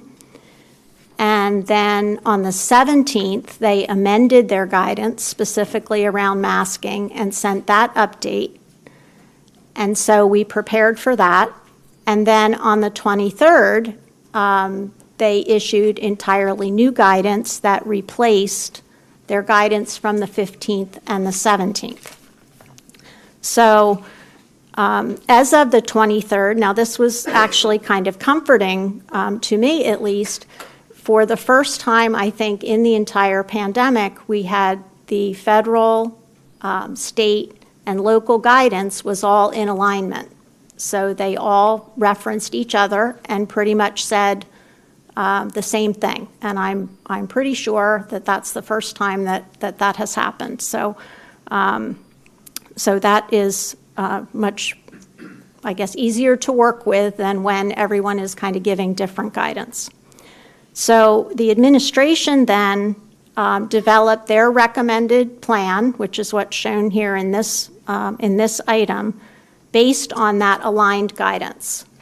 And several of our speakers this evening commented on certain things that were vague, but we cut and pasted exactly what the county recommended, vagueness and grammatical errors and all. Okay, I made no edits. Okay. Took it exactly as it was. So that plan that is in the superintendent's report is highlighted to show what is directly from the county. There's certain items in there that the county guidance didn't really address, so some of those things are in yellow originally for your consideration. And so we prepared that, and then Dr. Harner and I did meet with Ms. Mitchell and Mr. Jackson for the agenda-setting meeting on Monday, and then added the information to the agenda. And I apologize, Mrs. Mitchell, I learned today that how we broke that out and talked about it on Monday, that we did not get it exactly right in terms of what you were looking for, so then we made additional changes today. But our intention was to try to get that in there exactly as you had talked about on Monday when we met. So I don't know, at this point, there was an updated plan and some changes in the motions that are down in the action items.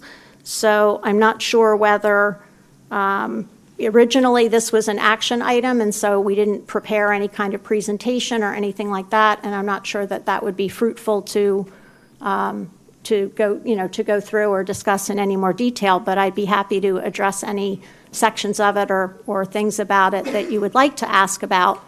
But that was how we got from August 12th to today, and the plan that we presented does not represent our personal opinions. It represents exactly what the county and the state and the CDC have all recommended, and again, their guidance at this point is aligned.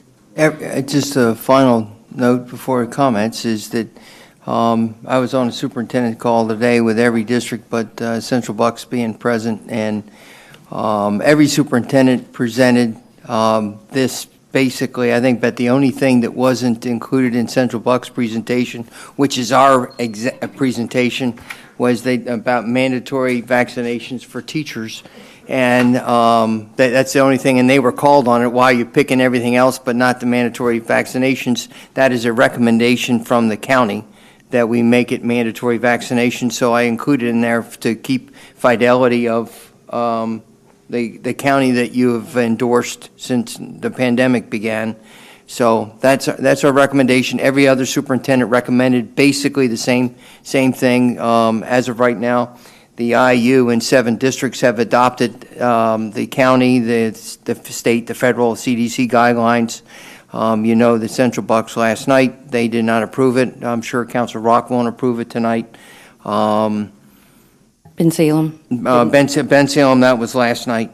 So it's Saturday. and Penn Ridge. So the others, so it's about an even split in the county to give you kind of an environmental picture of geography. So and Mr. Spear, I know, can give us a play-by-play for how Central Bucks went. He just loves going to board meetings. And the Chamonix too, right? I listened to it. I listened to it last night too. I have an idea, just to instead of some excruciating going through it line by line, I'll just make a motion to reject this and go back to the original one. Well, it's not an action item. There's nothing to make a motion for, so. Again, the administration recommends this plan. I'd like to have that on the table as a recommendation. Understood. But Ms. Mitchell, I would recommend we don't touch this here because we are going to hit it every single point and then some during the action item. So I don't want to waste any time here. We're going to spend a lot of time in a moment. So, fair enough. Okay. I would like to make sure that we come back to our recommendation so it can be either accepted or rejected. Thank you. Thank you. And this has been such a difficult process when you have guidance that is constantly changing. And I know that, there's been some comments from some folks in the audience about how we have been always following Dr. Damsker. And I want to assure everyone that I still believe in Dr. Damsker and want to follow his guidance.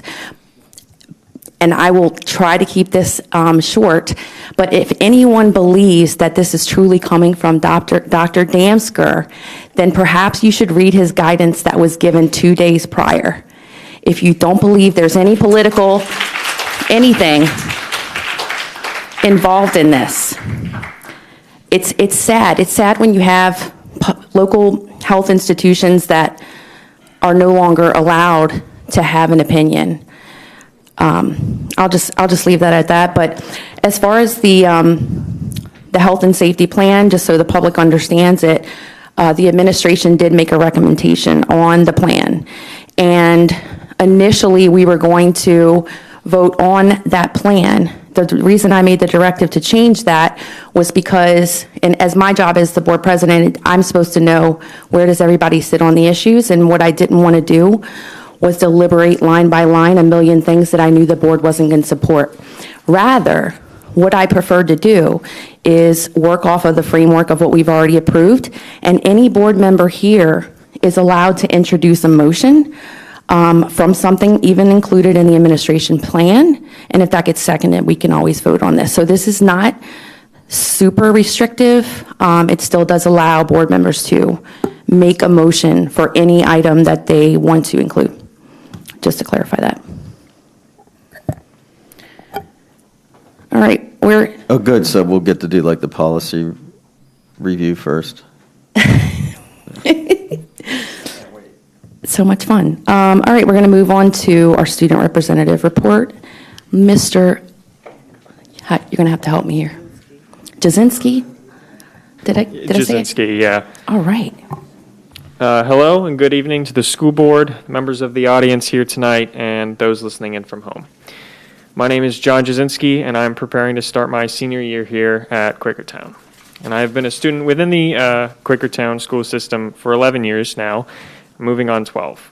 And after 3 years and quite the roller coaster of a high school experience thus far, I hope tonight to paint somewhat of a better picture for Quakertown. The focus point for now well over a year has been COVID-19 and how so much of our lives have changed because of it. The Quakertown I know, however, is not so dark and gloomy. Back in the spring of 2020, the senior salute video, as well as the senior parade, was created. And now we have a new tradition, a tradition I hope to experience when I graduate this year. A tradition I also got to experience firsthand because I accidentally ran through the first parade. Now, despite all the stress and struggles of what had been happening, Quakertown found a way to celebrate.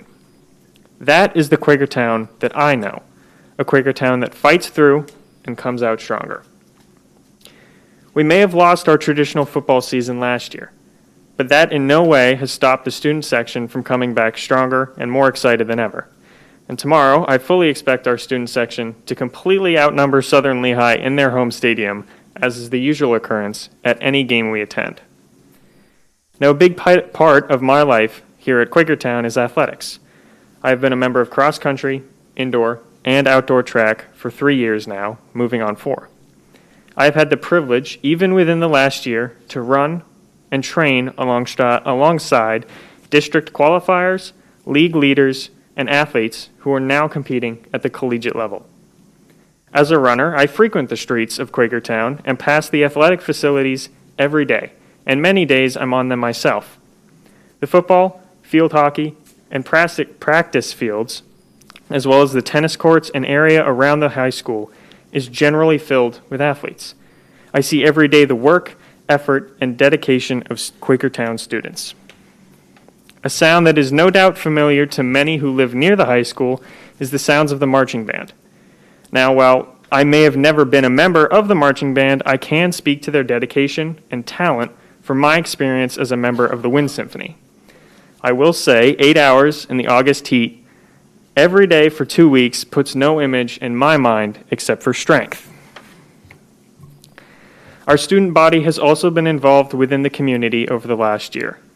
As a member of the National Honor Society, I can proudly say that Quakertown students have put hundreds of hours of service into our community, and we will no doubt continue to do so. That is the Quakertown that I know. While I unfortunately cannot speak to all of the accomplishments and activities that students at Quakertown are involved in, I can say this: good comes from Quakertown. It has in the past, it does now, and it will continue to in the future. Thank you for your time.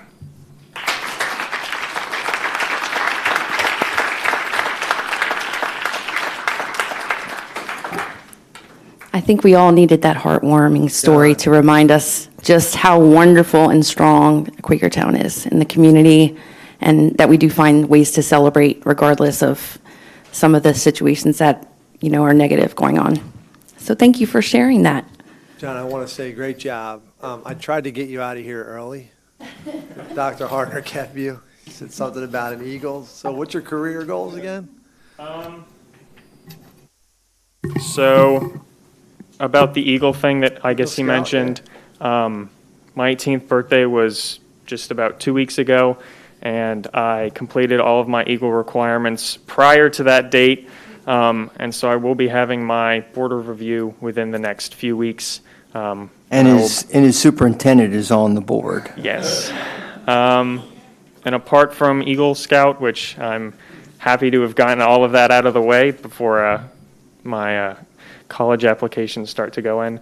I'm also looking forward to really determining what my major will be, and I know that I have a future career in coaching, and I know how important it is for young students like myself at the time, but I hope to one day leave an impact on other students and kind of show them what I got to be shown through the coaching staff here at Quakertown.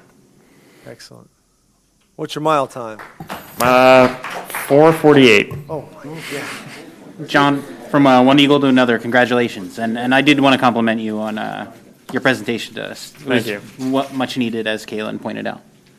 And Dr. Harner, do you know, it did come up a couple times on, I think in an email and social media, is there going to be a spirit bus this week for the away game?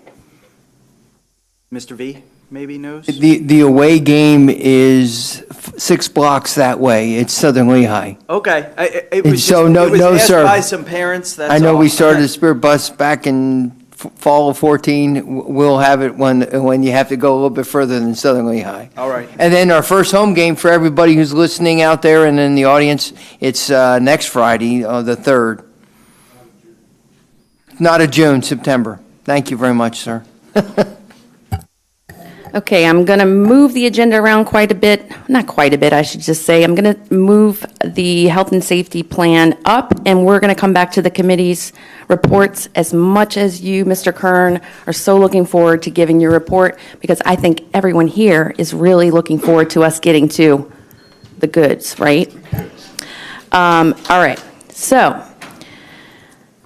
I may need some direction from Mr. Garten on this.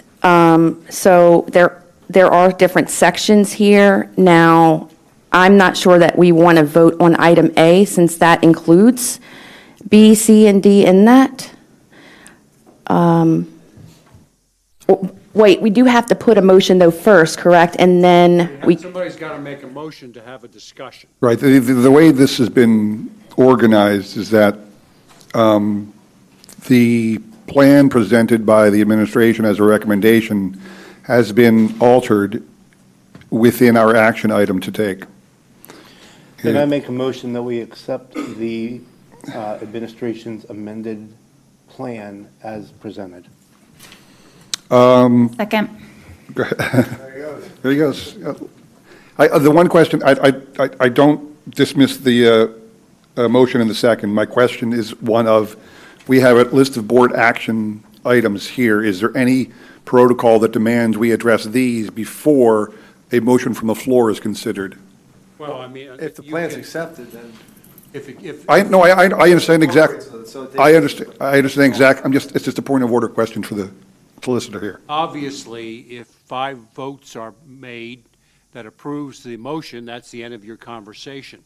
If there are amendments to that motion by saying that I want to incorporate, part of what's attached to the agenda, then you do it by amendment. No, but my question is simply a matter of order. The president chose to skip to line item A, Right. or agenda item A, and that is a list of health and safety plans. There's a motion from the floor on something completely outside of the scope of 8. Is there any reason we can't tackle that motion right away? No reason why you can't tackle Onward. Mr. Reimer's motion. Then onward. Let's go. Motion second. A second. Discussion. I just think it's valuable to have a conversation in front of the public about all the line items, whether we end up voting for them or not. But I think it's important to be transparent, and I don't think we were by doing it the way you had suggested. So just to be sure, this particular where's Dr. Harner? This particular health and safety plan, Nancy Ann, this includes mandatory vaccines for all staff. Did I understand that correctly? The administration's recommended plan has all of the county guidance in it verbatim, which does include that, yes. Is there exceptions for that mandatory clause? The way that this has worked in other places that have implemented it is, if this was to become approved as part of the plan, then we would work with the union leadership to devise an acceptable way to implement it, which would probably include an alternative for people who choose not to get vaccinated or who are unable to be vaccinated for some reason. What other places have done is that those people then are masked, for example, and have periodic testing or something like that. So we would then work with the union leadership to negotiate exactly how this would be implemented. Just to clarify, though, it's written as you're encouraging it, or it's written as they're required? Mandate. The county, if it's in orange, it is directly from the county guidance. But to be clear, to Mr. Gachmanwitz's point, the question is whether or not you're mandating staff to get vaccinated. In other words, get vaccinated or else. The conversation I had with after we published the plan on Tuesday, that was, I've had a conversation with Mr. Wynn, and he suggested we have other opportunities, like many districts and many organizations. If you don't get vaccinated, then you wear you're wearing a mask at work, and you have to be tested periodically. Aren't there vaccination requirements other than COVID for individuals who work in a school setting as well as for students themselves to attend school? Aren't there certain vaccinations that are already required? And I'm confused. No offense to the audience members who brought this up. There's already, as my understanding, vaccinations that are required to work in a school building. I fail to see why this would be such a big deal personally. I'm just putting that out there. Well, you could vote for it as long as you'll have to take everything else with it if you vote for Brian's motion. No, we're already going line by line. That's a given. So I just want to be clear. There's actually, this is not item 8A, B, C, D, or E. This is something completely different. No, he put the motion and it was seconded to vote On in an effort to discuss. Right. So this is, To see that document, if you go back to the superintendent's report. Letter 4D. the one that I was trying to say that I just want to strike it and not do it at all. Letter Got it. 4D is up for approval right now. All right, let's go. Let's rock and roll. Let's vote. Are we ready to vote? No, that's not, No? actually not the case. 4D is just up for discussion. We're voting on the entire plan, That's 4D. right? Yeah, that's correct, 4D. Okay. I thought It- you said that the plan of okay. No, this is not 4D. Brian put the motion up to accept the whole amended health and safety plan. That is item 4D on the agenda. The agenda, not the plan itself. 4D, yes, I was looking at 8D I was is looking at actually the 8D too. vaccination line. So it's weird that they're both Ds. That's what caused the confusion there. All right, I'm going to call the question. My only, Or no- my only, no? my only thing with mandatory vaccines I thought we were is done. this. I think there's a couple things. One, we have a fiscal responsibility to taxpayers. You know, as a district, we foot most of the health insurance. So I would ask that we consider that in the decision-making, that if you choose not to get vaccinated, somewhat what Delta did. Airlines, which said you don't have to get vaccinated, but we're going to charge you more for health insurance to build up a fund so that if you get sick and it costs us $50,000 on something that was preventable, that money would then go to cover it. So I think we have to be considerate of the taxpayers' money, much like the federal government did, and the state and others, right? So this is a preventable disease. We know that. And by not vaccinating, I'm not saying you have to get it, but there should be some other. Wouldn't that have to be argued in a new CBA contract? Wouldn't that? No, sir. No, sir. Aren't there already exceptions for I mean, I was talking about the vaccinations that are already in place and mandatory. There are Aren't, exceptions. right. So there's already these exceptions for people who have an issue. To my knowledge, are a medical basis for not getting vaccinated or a valid, legitimate religious reason. Right. So, I mean, again, I don't understand why a vaccination that's being required by this administration is so controversial. No offense to anybody out there, because Because it's a novel vaccine and people should have the right to decide what gets put in their body. And you know, I fall on the opposite side of most of you folks. And as a leftist, to force somebody to inject something into their body is kind of appalling to me. I don't. Especially to hold their employment over it, that's coercion. I don't. It is appalling. And there are alternatives, like Ms. Ziegler said, like $3 a day, $3 a dose ivermectin, prophylactically taken, 1,200 frontline workers, 800 of them took it, none of them got COVID, 400 didn't take it, 57% got COVID. there's a cheap way to do it without forcing vaccines. To be clear about, My question was. I'm sorry, Keith. My question was really about. My motion, though. One at a time. I was offering the motion so that way we could go through line by line. I'm fine with going through item by item, but I think we need to talk about each item, not just the things that Caitlin thinks is going to pass. So when I offered that, my thought was, if we don't think this is something we want to do, or if we do think this is something we want to do, we would make an amendment on that to accept it with this amendment. I really don't appreciate that you're continuing to perpetuate the lie that I am not trying to seek transparency in what we're doing. I have given the administration time to present the plan as they would like, and this is complete CDC guidance, okay?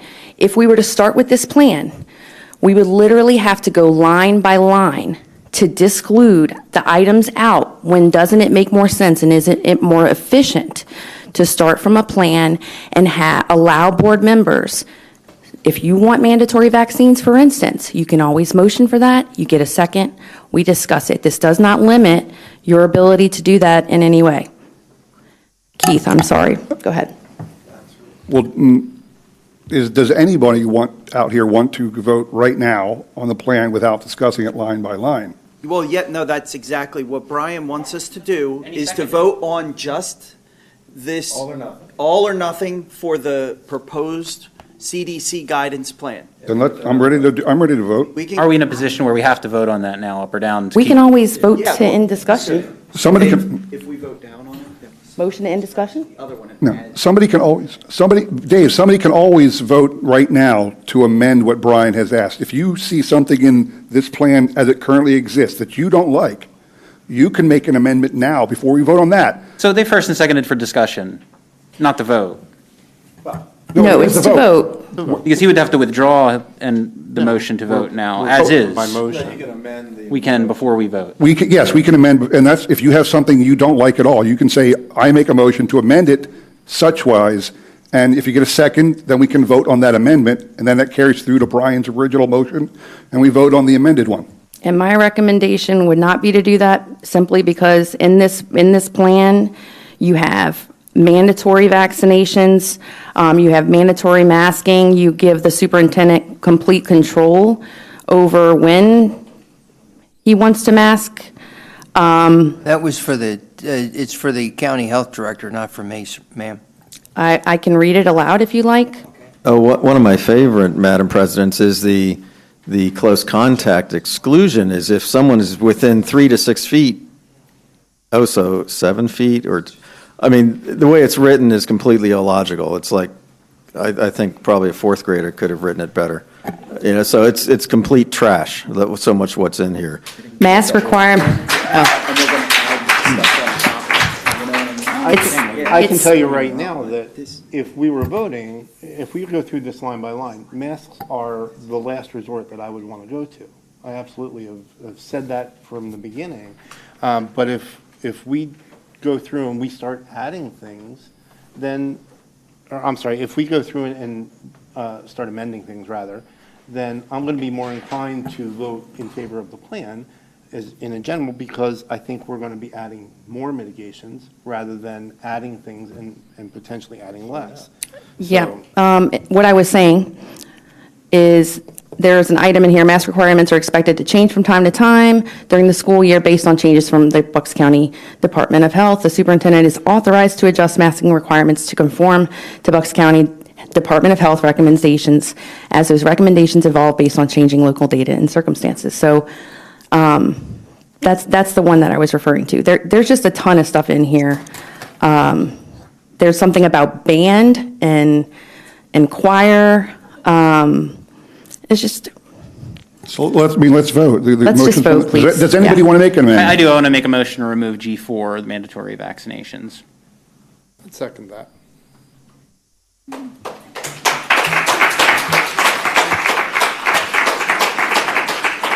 Any discussion on that one? For the record, people should get the shot because they want to. I'm just saying.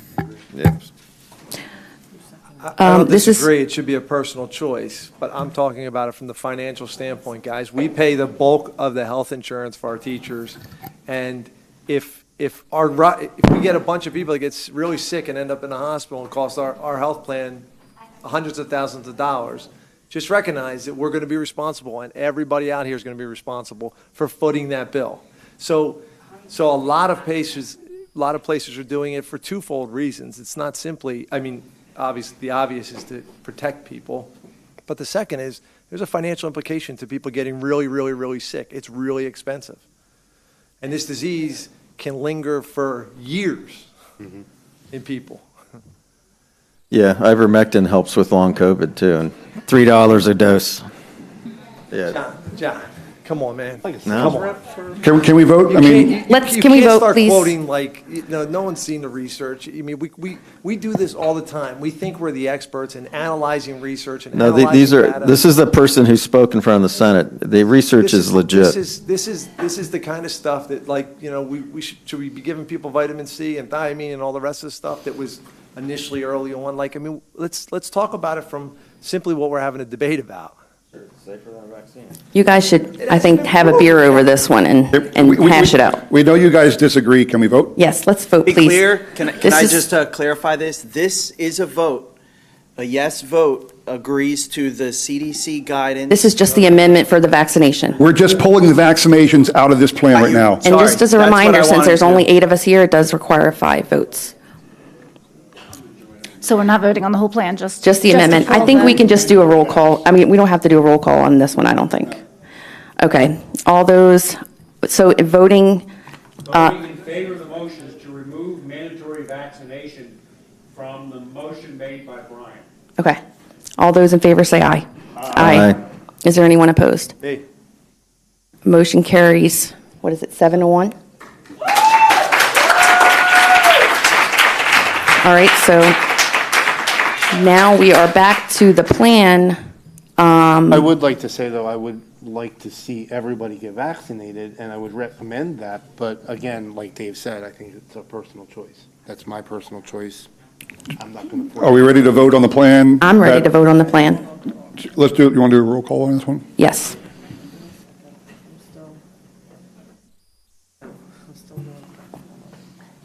And a yes is a vote. In favor of the plan amended with the vaccination. And this is the administration. Approve the plan. This is approving all the administration. CDC guidance, Yes. all of those things.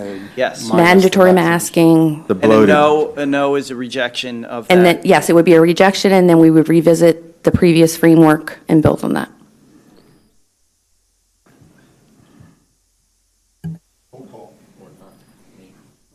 The only thing I would like to highlight, guys, is that last year we did follow Damsker's advice, and we were very successful as a school district getting our kids back earlier, and we did it with a lot of precautions in place. And while they may not have had the ideal school year, they had a school year, unlike other school districts across the state. So, which makes me feel really proud. Yeah. One of my only concerns with not masking is that we're not taking the direction of the local health department, which was our claim to fame last year and for the entire time through COVID. That we put our stock in him. So for whatever reason, there's a rule in medicine that if it's not written, it wasn't done. And I've had this discussion with Kaylin specifically around what Damsker has said outside of the formal environment. But his formal statement from August 23rd was that masks should be worn. So just recognize that whatever decisions we make are against what we preached about all last year. I'm just saying, you guys, for 18 months, tried to convince. I know, me he to just follow totally changed his mind after 2 days, my God. Did How'd that I happen? ever try to convince you to follow Dr. Damsker? We're trying. Can I I'm just? following my own logic. And by the way, it looks like Dr. Damsker may have been coerced as well. Come on, you don't know that. Well, it goes against. It's not, I don't disagree. I have Yeah. no idea why he changed it. Right. I'm just saying that he changed it. And therefore, just hear me out, that it's out there, it's written, his recommendation, and so. All right, sorry, we were having some more issues here just with the technology, but I think what we're going to do is just, maybe we can update that and we'll do a roll call. We'll update that later. So I just Do you wanted want to to. finish what you were saying? Yeah. Yeah, did you So- finish? Oh, sorry. I'm sorry, I was distracted. Right, I could tell. I just wanted to say that I worry as a board that if we go against this, I don't know what ramifications the long-term will have. I don't know. I mean, we stuck by his side. This has nothing to do with freedom. We can argue. You're raising a good point. All I'm saying is, as a board, that was my only recommendation. Yeah, so that's a good point, and I guess in the arc of their guidance, all of a sudden there's a discontinuity, right? And it's an obvious discontinuity, don't know why, but the data doesn't have discontinuities. Well, yeah, but we're going to, can we vote on this? Because we're going to get back. Correct. We're gonna get back to discuss these again in debates, about 2 so- seconds. We're going to keep. No, I believe the discussion is still going, so you can call the question, but that doesn't end the discussion if there's still discussion. I'm going to motion to end debate and vote. And Second. That's not how that works. Actually, it is how it works. Call the question, debate ends. No, that's not correct. If the question is called and seconded, debate must cease and we must vote. Done. As long as there's no debate. It doesn't matter. It does not matter. When the question is called, that's the whole point of the question is called, is to end debate and get on with the meeting. That's the point of that procedure. Mr. Garden, am I wrong in that? If someone still has comments to make, that debate can continue? Yes, you have to finish the comments before you call the question. But I can also motion to end debate and vote. After the board can move to close debate and vote, yes. So my one other thing that I wanted to talk to the board about with regards to the mask was this. While Johnson & Johnson vaccine wasn't proven to, it was less effective in preventing COVID transmission, it was proven to keep people out of the hospital. And okay, whatever. I sat quietly and listened to you. So my only concern, my second concern is this, that most of our teachers, if not all of them, got Johnson & Johnson. And if they get sick, they're going to be out of school for a period of time, and we'll be addressing the school closures like we did last year. So it's just something to consider in your thought process as we go through it. As far as, I don't want to get into whether I feel that masks work or you feel that masks works. I just want to consider the big picture here with regards to. Well, Mr. McCucci, hang on a second. Just, Mr. McCucci, is your comment over? Just for clarification. Then I'd move that we end debate. Second? Second. There we go. Now, discussion is over. Okay, we're going to do a roll call vote. A vote of yes is in favor of this plan, again, presented by the administration, which aligns with the CDC, and now, of course, the Department of Health, state and local. And, of course, we amended that. So let's go ahead and do a roll call. Okay, Mr. Reimers. Yes. Mr. Spear. No. Mr. Akmanowitz. Yes. Mrs. Gross. Yes. Mr. Kern. No. Mrs. Mitchell. No. Mr. McCucci. Yes. Mr. Jackson. No. Motion fails 4-4. It has to be 5. Now we go back to our original plan. Our August 12th plan.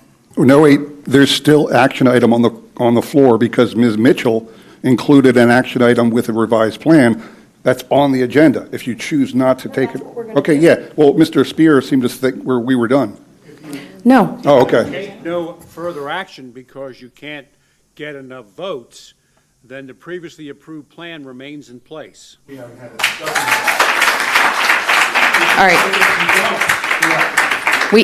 We are still going to have a discussion on the plan and the amendments to the plan. So now let's go back to item A, 8A, to be clear. And Mr. Garten, we pulled out some of these items, additional items. So I don't know what the best way forward is to vote on them. I would think, depending upon the vote that just took place, you should do it individually, because there are components of these things that may secure more support enough to get it approved. As such, I think the best way to do it is just vote for letter A and then simply discuss each item individually and frankly ignore B through really the other items, because they'll all be incorporated into the discussion on A. Yeah, and I guess if someone didn't want that, they could always vote to amend it to remove it? Is that what you're saying? Correct.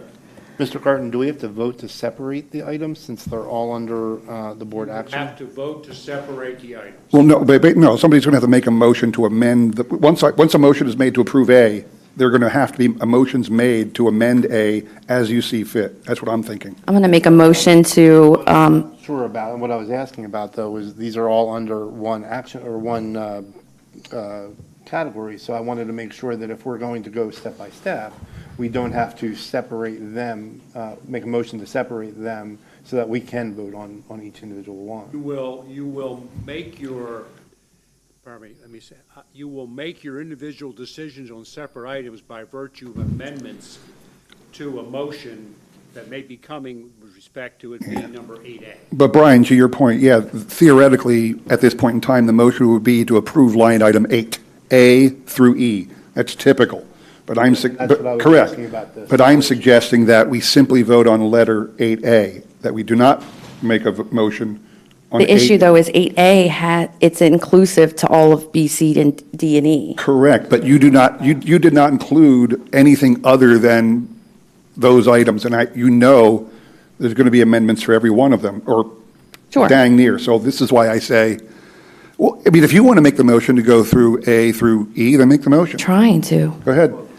Hold on, no, I'm not sure I understand. So if Caitlin's doing what she's saying, we're motioning on, or we're voting on A through E. Until a motion is made, we don't know what's going to happen until a motion is made. We're not even supposed to be discussing until a motion is made. Items individually. I will make a motion to approve item 8A.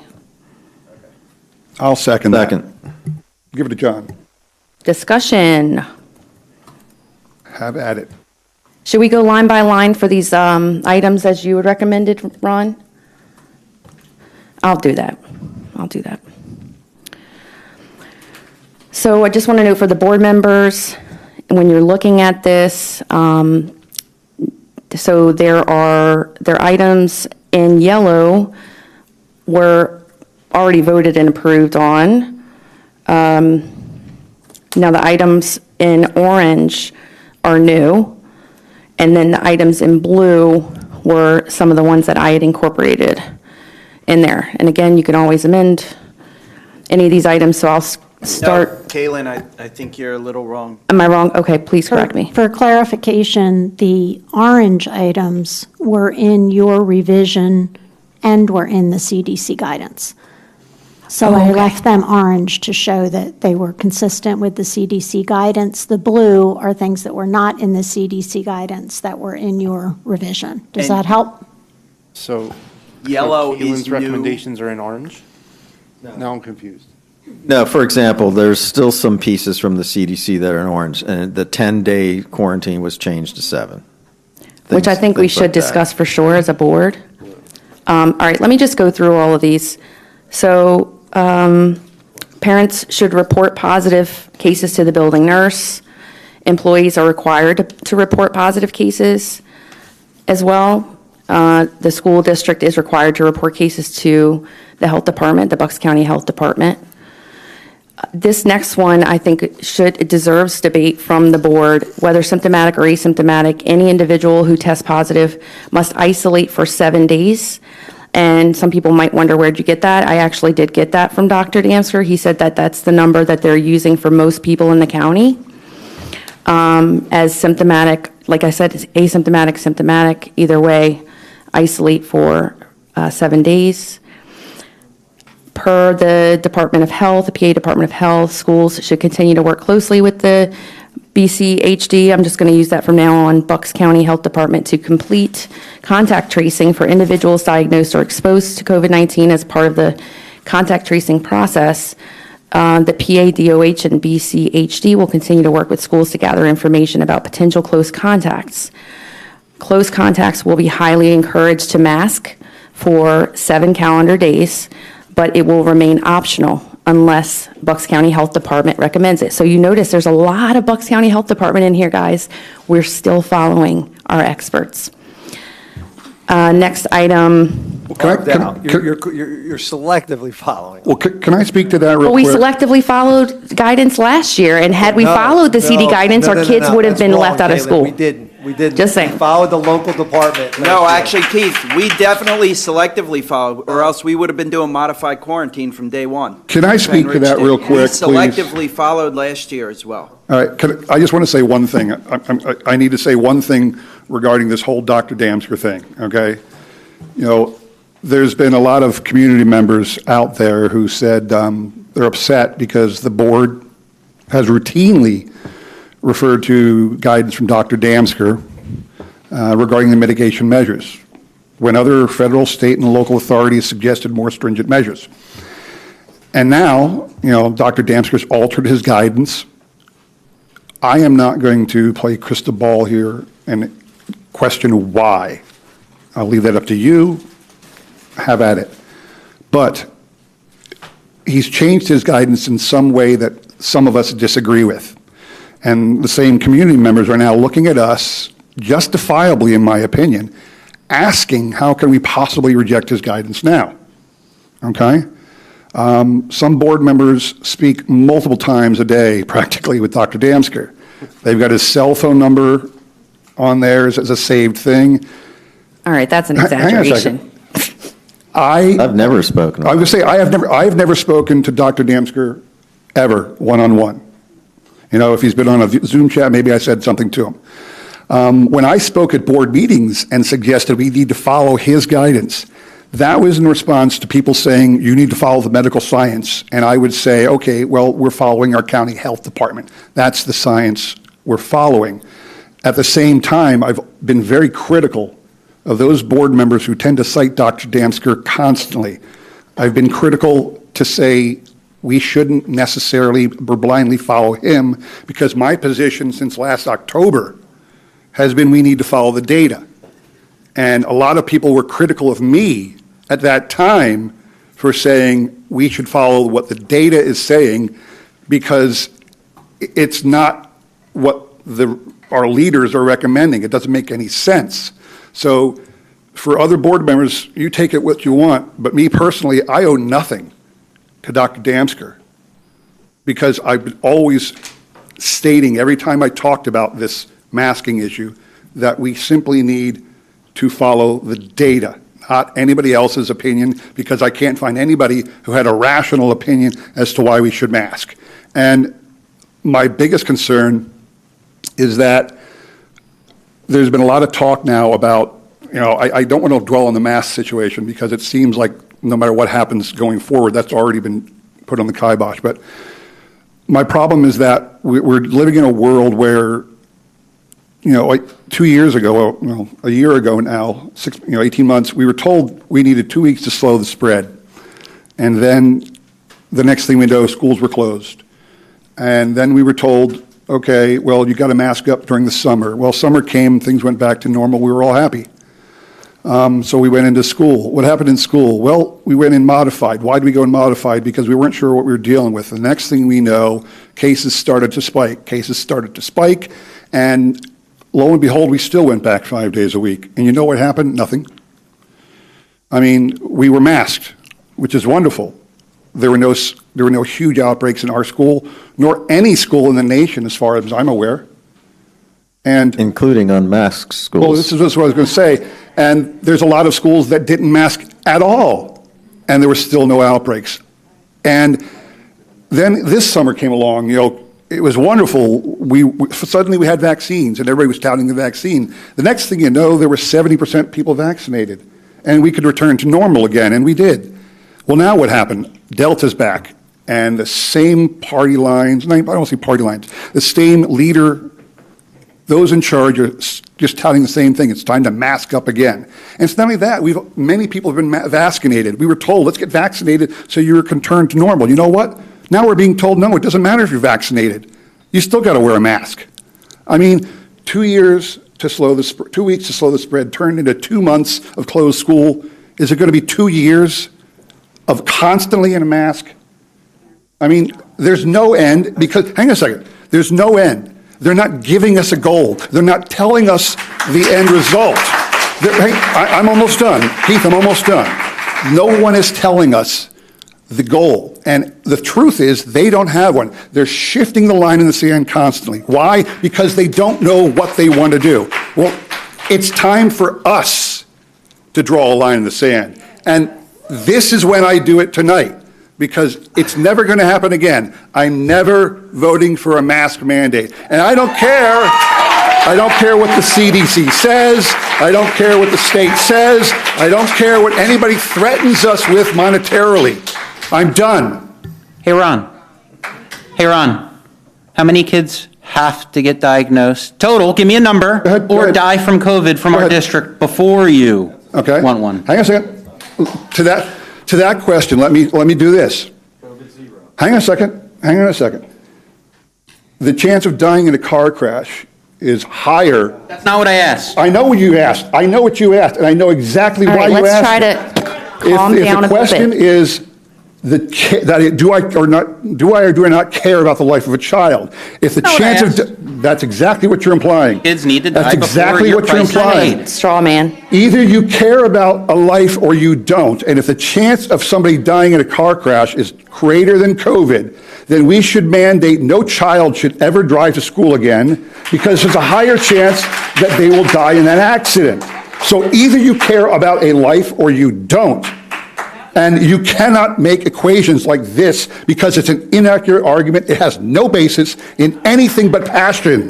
So they shouldn't drive the speed limit or wear their seatbelt, all those precautions we put in place to get them safer. Do you want to be precaution? Then forbid children to drive cars to school. Can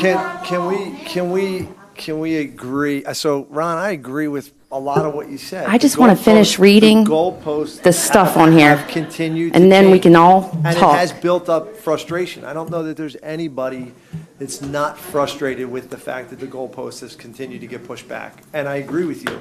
We were told one thing and then told another thing and then told another thing. And quite honestly, 2 weeks ago, I was on the side of not masking. I was mask optional.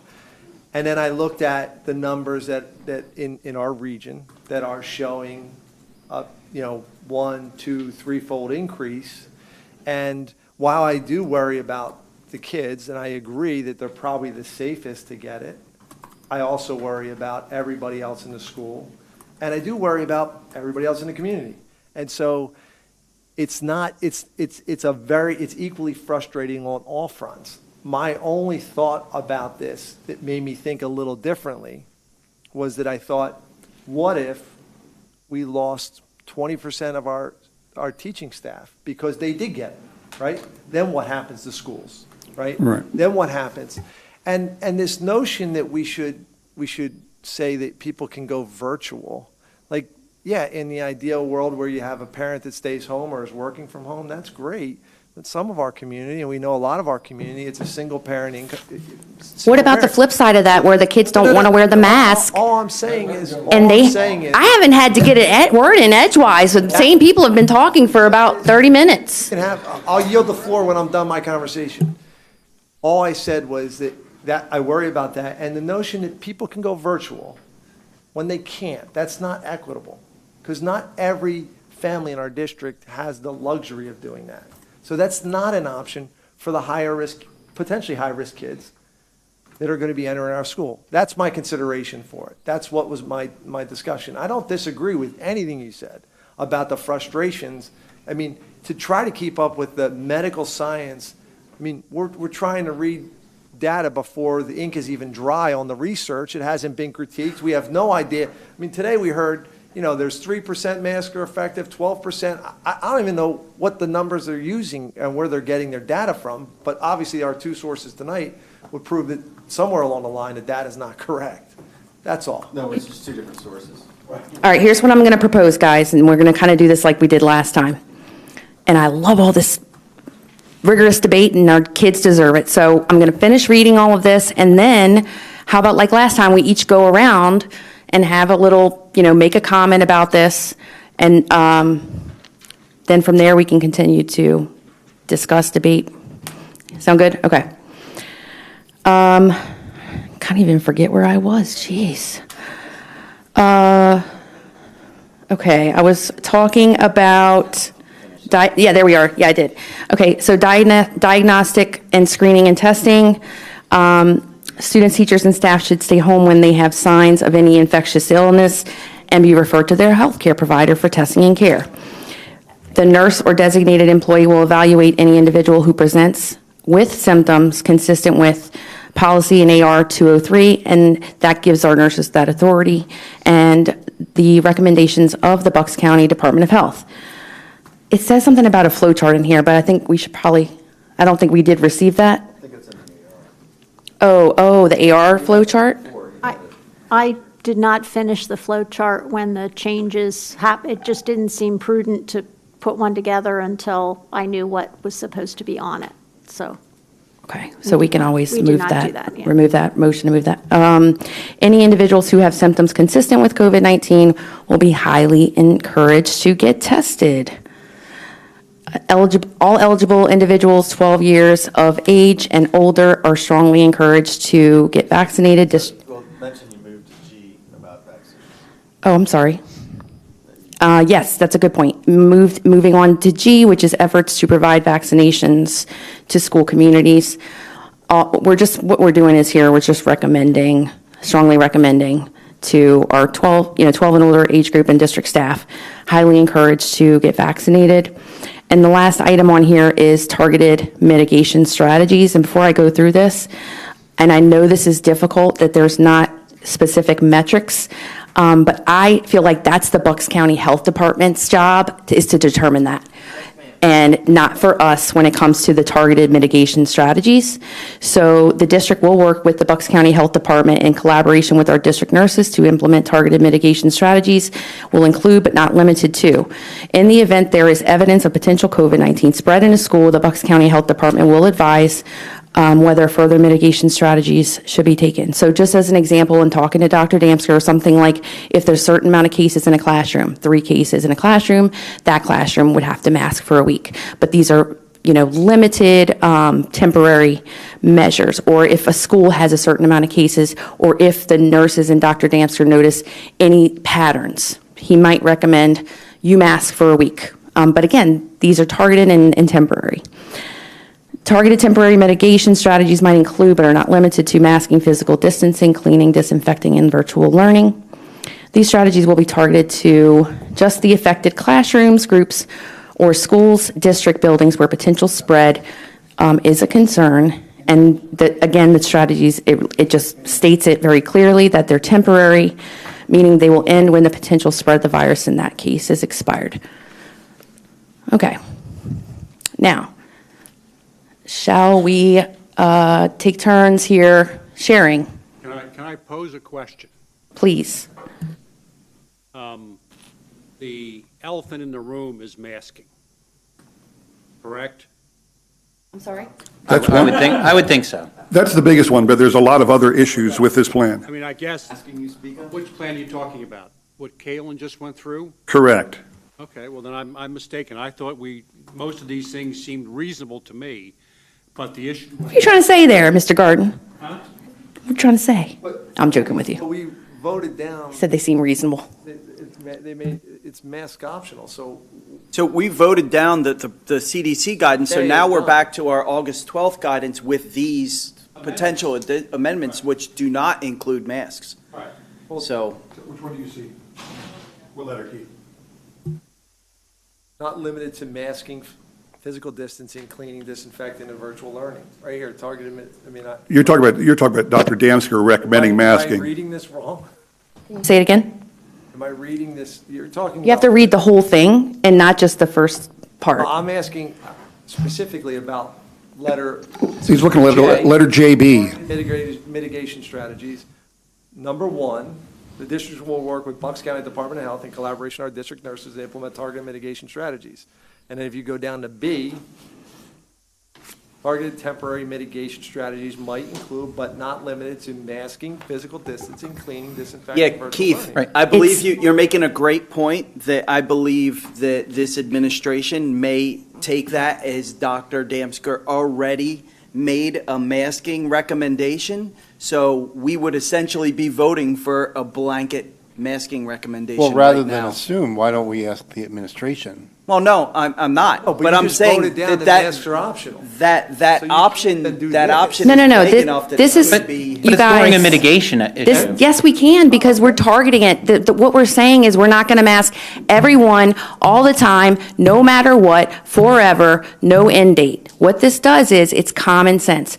I'm not an anti-masker, despite what some people may believe, but I think that, and this is the part that pains me, is that we only look at one side of the equation when we're taking into account these mitigation strategies. We're not looking at the other side of how it could be harmful to children. And many other countries that we've been talking about, their values are different when it comes to children, and they recognize that, and the parents who spoke today, that their children, it can be harmful to them. And so what we're saying is mask can be beneficial in certain cases when, and where it makes sense. But again, not a universal mask for everyone all the time. Dr. Harner, to Chris's question, who would be making the decision on when to mask, who to mask, and how long the masking would be? It's clear in here, it says the Bucks County Health Department. Yeah, but what is the interpretation? Would you take, I would ask Dr. Hunter this, would you interpret this as the Bucks County Health Department already has a mask recommendation in their guidance? So if we would vote for this the way it was proposed by Kalen, you would institute a mask mandate for all the students, based on the Bucks County's guidance? No, I think He's just in an abundance of caution, he's asking. I think that's what I it literally figured, but just I think that applies the wording could to be Jay. a little bit. The mitigation efforts, the strategy to stop the spread if there's a blow up. That's all we're talking about here. Put a Band-Aid on the wound. Dr. Harner, can you clarify? The superintendent and administration's recommendation and health and safety plan was going to follow whatever Dr. Damsker told us to do in regards to masking. Sir, quite frankly, you're not answering the question. Yes, ma'am. So whatever Dr. Damsker says is what we would do. And Dr. Damsker says to mask up. No. We're talking about. This is ridiculous. No, Kaylin, I'm just saying. No, I'm glad you brought it up because language needs apparently to be cleaned up. Yeah. the administration is telling us they want to stretch the intention of what the board is putting down, and that is extremely frustrating. We're telling you the opposite. We're telling you the opposite, Kaylin. We're not saying that at all. I would propose we don't vote on this as one big lump. We take it out one at a time, and we can clean up this language a little bit. There's already a motion on the floor. I don't know how much more clear we can be in here. It says these strategies will be temporary, meaning they will end when potential spread of the virus in that case is expired. Why don't you just add a phrase, but shall not be a premise for universal masking? Okay. I'm saying. But shall not be a premise for universal masking? Is all I think. Do you want to go? That works. Take a note. Oh, he left. You want a motion for that? You want a motion to amend? Actually, ask if we could. Excuse me, Brian. No, I'm kind of going here, and I really almost do think as much as I don't want to have to do this, I think we can't go through this and just vote for A, and it's going to be an all-encompassing thing. We're going to have to go through it one at a time. Who knows? I mean, I don't really care either way, to be honest. I don't. Chris, the only way that happens is if you make a motion to amend something. Otherwise, we're voting on this. Oh, we can vote on this, Then let's vote, unless you want to make a motion. I'd like to make a motion to amend A to require masking with the exception of exception of sports and special ed. Any second? Say that again, Dave? I'd like to amend. Didn't we already just vote against this in the Sure, other but that plan? was a Do we different have to vote on proposal. it again, Mr. Garten? He can make any motion he wants. It's a different proposal. It's got to be seconded. All we did was I'd like to vote amend down that A original plan. with regards to universal correct wearing of masks. I'd like to amend it to be required masking with the exception of special ed students or outdoor sports. I second. You're talking about this. No, let's just we don't vote, need please. to discuss. Let's vote that because I think we pretty much already voted No, on that. let's vote.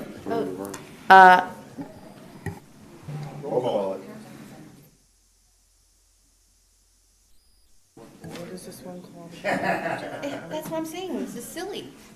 Go ahead. Okay, Mr. Reimers, Yes. Mr. Spear, No. Mr. Akmanowitz, Yes. Mrs. Gross, Yes. Mr. Kern, Negative. Mrs. Mitchell, Double negative. Mr. McCucci, Mr. Jackson. No. Frankly, this kind of lends itself to a simple solution to this problem. I mean, Keith pointed it out here. There's really no reason to amend anything on Kalen's motion, because no matter how we amend it, the final vote, because it's mask optional, will likely come out as it has across the board now. We can't assume that. You're right, we can't assume that. But again, anybody who votes for whatever the end result is voting for mask optional. Yeah, but they might like the other things in there and capitulate on the one. Yeah. I guess. I mean, I thought everybody was so stringently pro-mask that they would. No, that's not true at all. Okay. Brian has said several times that he would like to see other mitigations before masks.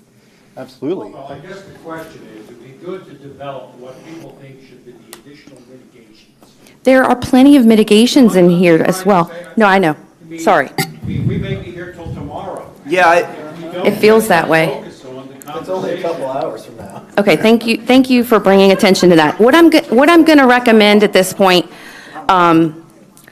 you guys, I hope that you've read this plan already. If you think there's not other mitigations in here, there are certainly mitigations in here. We're talking about contact tracing. We're going to notify close contacts. We're going to do targeted mitigations. We have ventilation, and if the administration wants to discuss that in further detail, then that's fine. We have sanitizing measures that are taking place. If you look on item D, there's tons of that occurring. We're recommending people be vaccinated. We're recommending people mask if they're a close contact. Like, these are all mitigations. It's just we don't require a mask. Kalen, I think the easiest way to handle the issue about targeted mitigation, because we're going to rely on Dr. Damsker's guidance, is to simply state that when targeted mitigation measures are required, at Dr. Damsker's recommendation, that he issue a written notification to the school district as to what those specific recommendations are, and therefore we can have a record of what was recommended, and we will know that the administration has applied Dr. Damsker's recommendation, rather than some people who may have concerns that the administration will act in a different way. The Bucks County Health Department has repeatedly, in their different guidances, their meetings with the superintendents, nurses, other stakeholders, they've repeated over and over again that they will work with the school districts and they will provide that service. But again, the issue is whether or not he will follow Dr. Damsker's guidance versus go off on their own. And I'm saying if we get a written notification from Dr. Damsker every time he wants to implement targeted mitigations, you don't have that problem. I'm gonna retract. I know this. I'm so sorry, guys. I'm gonna retract my my original motion, and we are gonna vote for them each one at a time, because this, I feel like this is just never ending. So we already have a plan that's been voting on. So my first motion is going to be item B, which is the health and safety amendment, diagnostic and screening testing. Can I get? Point of order, you can't withdraw the motion unless the second withdraws it as well. Is that correct? I'm sorry. Did you second? Right. Chris, will you withdraw your second? I didn't second. Oh, who did? Kaylin, instead of. John seconded. Kaylin, instead of that, can I offer a suggestion?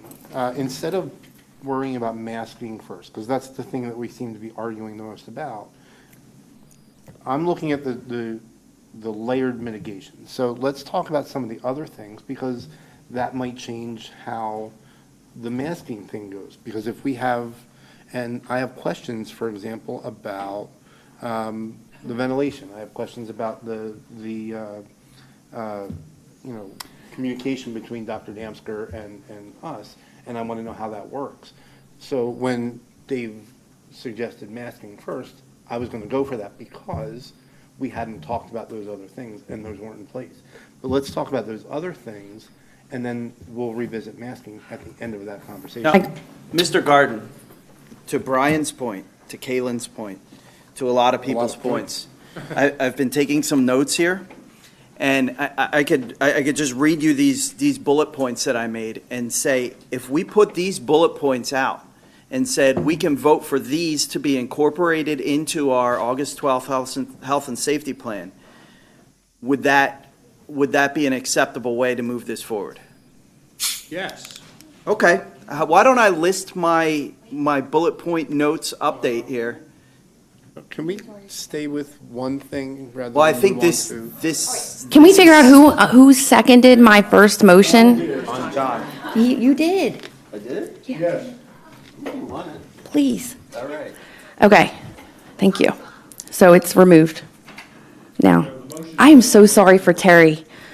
We are working her hard tonight. She said she feels sorry for her too. Okay.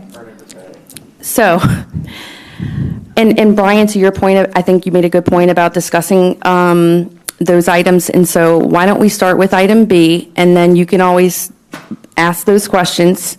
So let's remember, we already have a health and safety plan that has been approved. This is an amendment. Thank you. So this one in particular is about diagnostic and screening testing as presented. And so I made a motion on that. What is it as? Say it again. Second first before you discuss. I'll second that motion. So this is on item F. Wait a minute. How did that get before E? I didn't do it.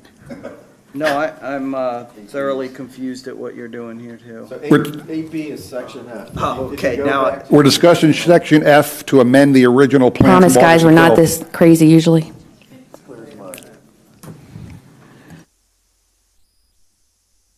In the interim, anybody want to hear about the Finance Committee report? Let's take a break. I might suspend that. Anyway.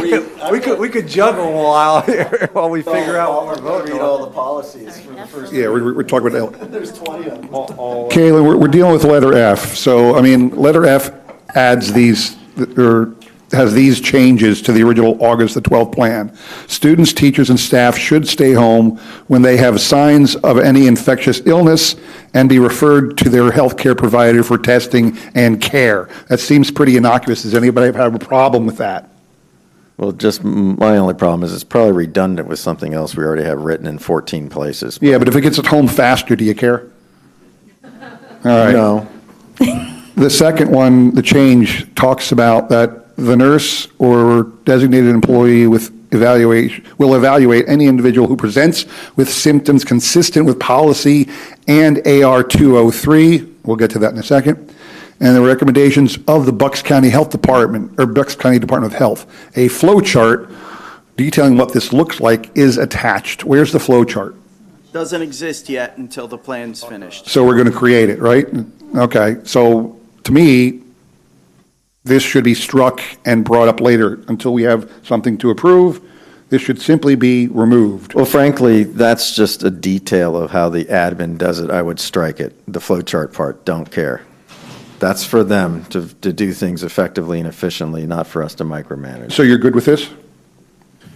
You don't care? I don't care. I don't care. I would just ask if we could change the third part to students, teachers, and staff are recommended to stay home when they have signs of an infection. Should or recommend versus should? Yeah. What's the language? That we recommend they stay home. I don't think I think recommending should is a stronger. I don't think it's a big deal, the language. Keep on going. Mr. Garten, is there a difference between recommend and should? Absolutely.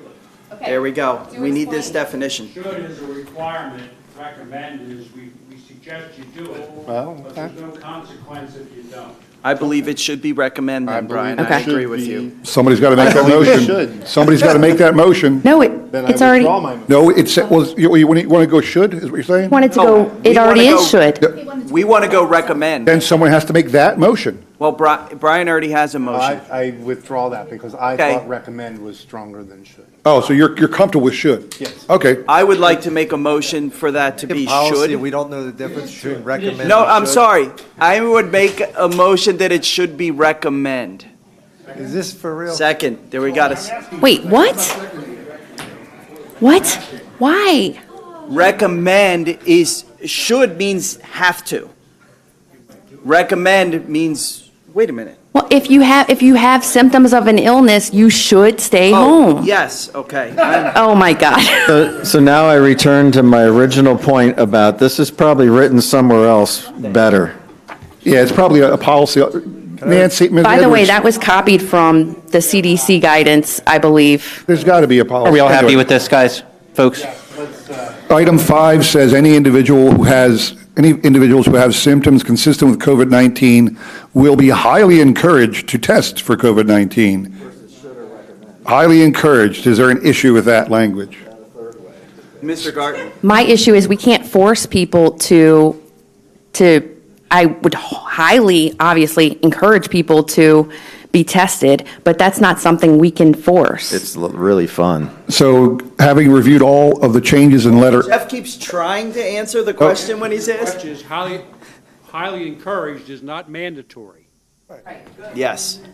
so we, having gone through all of the letters F, go ahead. And you can't mandate someone to get a medical test. Correct, so it would make. I'm sorry, it would make no sense to put should there. Moving on. No, wait, that's the letter F. So we've gone through letter F. That was the motion on letter B of the agenda. We have to approve. There's a F6. There is a 6. Oh, was there a 6? I apologize. Well, no, 6 doesn't change. That's the original. So we've gone through all recommended changes. We're ready to vote on letter B of the agenda, right? F. Letter B of the agenda. Oh, God, yes. I'm sorry. I think we can just yay or nay this one. Okay, we're gonna just do, we're just gonna, all in favor, say aye. What? We're going to change the original August the 12th plan. That was my motion. She's asking. Oh, I'm sorry. Yes, that's what the motion in the second We're is. going to change the August the 12th plan to incorporate. Oh, these she's changes. asking. Jan's asking the question. Correct, in letter F only at the moment. So we're taking just the changes that. We're taking just the changes that Caleb is recommending. I'm sorry. We're using just.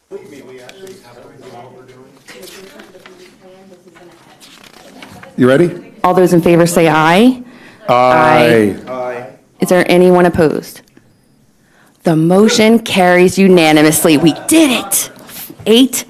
One row out of 40. John, I want to go back to the flow chart. How about we go and do another vote about mask? Copy sent to my Let's do house. that. No, I'm kidding. Email. It's a different motion, Kaylin. You guys got to appreciate that as much as we debate up here, that we all, we're still trying to bring some levity. Okay, so now we're going to go to item E. Motion on item E to amend the August 12th plan per the changes provided by Ms. Mitchell. She's not going to read them off this time. We're talking Well, about there's got to be a Posted- second first. Just so everyone's aware, though, most of that one is not from me. There's quite a few in there that are from But again, CDC and such. So motion to do what the changes are. So just say motion to amend. You need to be extremely explicit. This is item 8C, C. which happens to reference section E. Thank you. We're not doing E, we're doing 8C. Right. Correct. Is there a second? Second. Now we can discuss. Yes, this is contact tracing, so this is saying parents should report the positive cases. Employees are required, that's a difference between this. Employees are required to report, parents, well, it says should report, but we can't force, so. Can't force parents to report. So does anybody have a problem with one or two? Let's take them one at a time. So even if we said should, we just know that there's no enforcement of that? Okay, well, fine, leave it there. You could try sending our school resource The school district is required to report cases to the Bucks County Health Department. This is a big one, is the amount of times of isolation. If someone is positive for COVID, they isolate for 7 days, and then the last one is students should continue to work. Or, I'm sorry, schools should continue to work with the Bucks County Health Department to complete the contact tracing. You can read it all here. And then it says close contacts will be highly encouraged to mask for 7 calendar days, but it will remain optional unless the Bucks County Health Department recommends it. Caitlin. My question. I don't have any problem with this. I just have a question. I'm just trying to understand that now the PA Department of Health is going to be doing contact tracing, whereas They are. before they were not. No, they both, well, since we have a health department, sorry, you're right. Yes, so the health department will, yes. Well, The we same as contact. it was last year? Yes. Yeah, Okay, Jen, that's all I we, need to know. and Nancy and could probably clarify this. Our building nurses would be the ones contact tracing within our building and then sharing that information with the county, correct? Same as how it was last year. Yeah, the key distinction between last year is that those who do come into close contact are not automatically quarantined as well. It is clearly at the discretion of the health department. I don't believe they're notified either. Who? Yeah, that's Those close contacts. Well, where that's coming, Would that, at least on my list, if they don't get to it in here. So how does that work for us? So Yeah, that let's say- sounds like let's it's say- just a- Let's say, then how do you get to the point where you're understanding how many kids are in a classroom if there is? Well, no, I mean, that was part of the health department will work with our nursing department. Our nurses call the health department and say, we have this case and this case in this classroom. Then the health department sends a recommendation on what should be done with the rest of the kids in that. So it's the nursing staff's responsibility. Nursing staff reports to county, and I believe that's how the flow chart should work once It's just like last year, really. And Yeah. Can I But the make- county's not going to be contacting them outside of the schools, I don't believe. Now, maybe they are, maybe they're not. Can I make sure that the county will be notifying us of positive tests that they receive or? that's in the plan. We have, I just want to make sure that I'm understanding that. They said they'll be doing it. I want to make sure they're communicating with the district so that way we can communicate. we don't with have parents. control over what they do. Well, you talk to them all the time. No, What did you say? no. Come on, Chris. You probably No, talked to it's- them tonight on the way here. It's in here. When notified of a positive case by parent or guardian or the Bucks County Department of Health, the school district will issue classroom, bus, and building letters. So it says, or Bucks County Department of Health, so that should make it clear. So what do you guys think about the 7-day isolation? I'm still, well, I guess if you're raging and sick, you should stay home. So that's, And I think that, and there should be some until symptoms clear, but that should be normal for any infectious. I'm sure that's a policy we already have in some sense. Yeah, but I'm a little worried about the asymptomatic. Right, but that's the thing, the isolation, think about it for a second. Why would you get tested for COVID? Because you got a symptom. You know something's wrong. That's so a good point. it's not going to be an asymptomatic person. It's going to be a symptomatic person because nobody else will get tested. That's a so good point. You could be tested at work for a reason. There's. Oh, so they okay, test over at- fair point. There might be other reasons you Sure. could test. If you break your leg and go to the hospital, you There's get a high school COVID kids test. that work and are tested weekly at other places. But again, if you get tested for COVID, okay, you know you have COVID. The question then becomes, well, put it this way, maybe it should be amended that says, whether symptomatic or, it says whether symptomatic or asymptomatic, any individuals to test positive for COVID-19 must isolate for 7 days. So if people are concerned using the word asymptomatic, then a line should be added in if we believe in the person we keep hyping that only Dr. Damsker would require the 7-day isolation, the Bucks County Health Department. If you're concerned about the reasoning behind, I don't think the timeline is bad. It's 7 days. It used to be 14 days. Now we're only asking a week for a positive case. Okay? But I'm confused. This is directly from him, so why are we adding that? Because it doesn't, well, I guess it doesn't say that, it doesn't. Well, no, he changed it to 7, didn't he? Kayla changed it to 7. It doesn't give, there's reasons, we can conceive of a couple reasons Dr. Damsker wouldn't isolate somebody. Even if the. Negative test, day 3. So, But if they still have symptoms, then that falls into a different mitigation measure. no, if they're symptom-free, after a certain amount of days, they can usually test out of any quarantine or isolation. So that's why. His directive as of the 23rd reads as follows. Whether symptomatic or asymptomatic, any individual who tests positive for COVID must isolate for 10 days, as both symptomatic and asymptomatic individuals can transmit the virus during that time. That's the CDC wording, though. And he goes on to say, however, this is all crap. I was making it up and I issued it, and the rest. So then why is it that he's recommending 7 days outside of schools? Look, I'm just telling you. All right, let's not debate over and over, please, about whether or not it came from him or not. 10 days seems to be like a rational number for the spread of viruses. That's. The question is simply, is there a reason you wouldn't want to force somebody who's positive to stay home for 7 days? I think as long, if you had symptoms after day 7, then he would say that you need to continue to isolate. Another 7 days. Well, no, if you're symptomatic, we already say we recommend you get tested or you stay home. I thought we had something last year that was a little more refined, like from the, about how many days. No, it changed 3 times, and I believe at the end of the year, it was down to 7 days. And what was modified quarantine? I thought it was 5. Modified quarantine's completely different. We were given that to close contacts. Oh, okay. And, yeah, So then so what this if- is isolation for positive people. What if we say 7 school days? So that way it incorporates the weekend. No. I think the whole idea is that we want to keep kids in school as much as possible.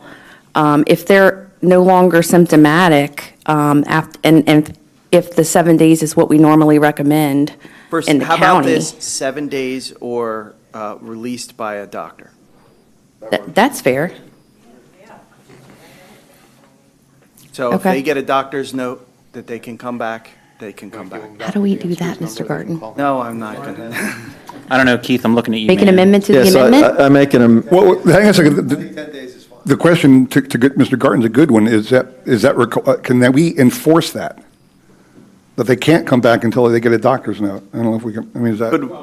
Couldn't we? Certain inherent authority It's or. with respect to maintaining your facilities, maintaining your student health. So you aren't going to let somebody walk in with TB, for gosh sakes, and you create a requirement that somebody can't come back if they tested positive within 7 days with a doctor note component. You don't let them back in. Did you want a motion to amend the amendment? Yeah, I would like to amend it. Vote on it and then make a. He said. No, I would like to amend number 5 to add an or if. Or if cleared by a doctor? Right, or they can come back. I'll second it. If cleared by a doctor. Yeah, Brian, just so you understand, we're still voting on the entire, okay. Voting on, but I'm confused about procedure. No, again, because we're looking at the entirety of 1 through 6 here, Yeah, okay? John's proper because he wants to amend number 5. yeah.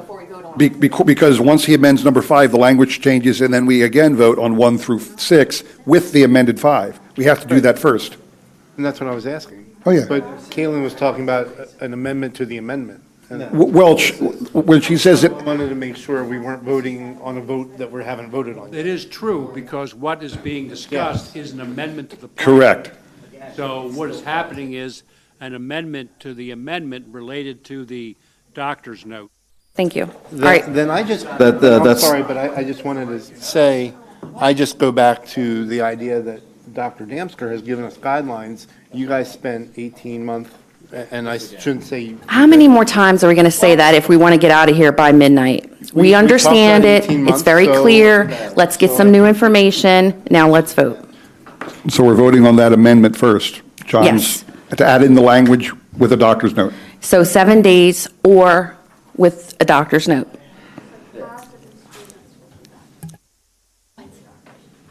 Could be, yes. She said, I mean, I guess the. What, you think a doctor would allow that? Yeah, if you can find an unethical doctor to write you a note, then you can come back. And in that situation, if that does happen, Nancy Ann, then I would contact Dr. Damsker, and I guarantee he's going to say no to that.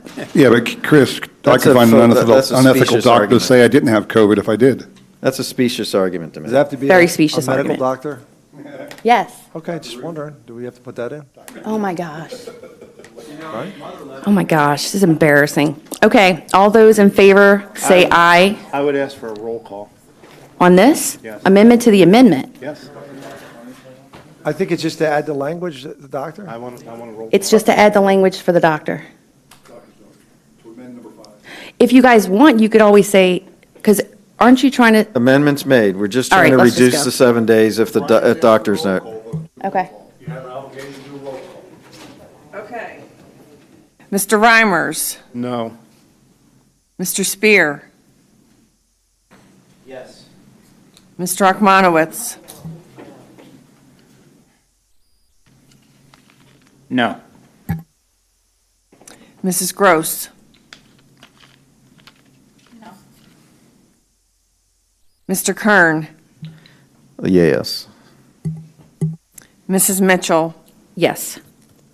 Mr. McCucci, Yes. Mr. Jackson. Yes. I'd like to make an amendment to number 5. I make a motion to extend it from 7 to 10 days as currently illustrated in the Bucks County guidelines. I'll second. Could we go right to vote on that one? Yes. Okay. We're going to do a roll call on this one as well. And you can have a medical doctor clear you if you can come back earlier. We already made that motion. Right. So I agree with that. Okay. So, Mr. Reimers, Yes. Mr. Spear, No, I'll stay with 7. Mr. Akmanowitz, Yes. Mrs. Gross. Yes. Mr. Kern, No. Mrs. Mitchell, No. Mr. McCucci, Yes. Mr. Jackson. No. Motion fails 4-4. I'd like to make a motion for number 4 to add a period after the date. Please, no one second that. I'll second. Is everybody comfortable now to go ahead and have the vote on this? Yes. All right, we're going to need to do we need to do a roll call, I guess? I would. Okay. Why stop now? So we're voting on all of letter E now as amended, simply to add a doctor's note requirement to number 5. Correct. Well, an escape clause, so to speak. Yeah, not a so requirement. we're changing the August 12th plan to incorporate all the changes presented here with the added amendment of adding a doctor's note in that language. So that's what we're voting on. Someone needs to buy Terry something. You got it. Okay. So, What? Where's the flow chart on these? I'm so impressed of all of you still here. so who first line? Who So- moved Really, I'll next have to one? come to the policy meetings next. Go to the bathroom, they're just on the edge Motion of by the seat you or and something. then Mr. Kern or Mr. Jackson, I think it was. Yeah, that's fine. Okay, then I can do it now. Okay. Okay, Mr. Kern, Yes. Mr. Akmanowitz,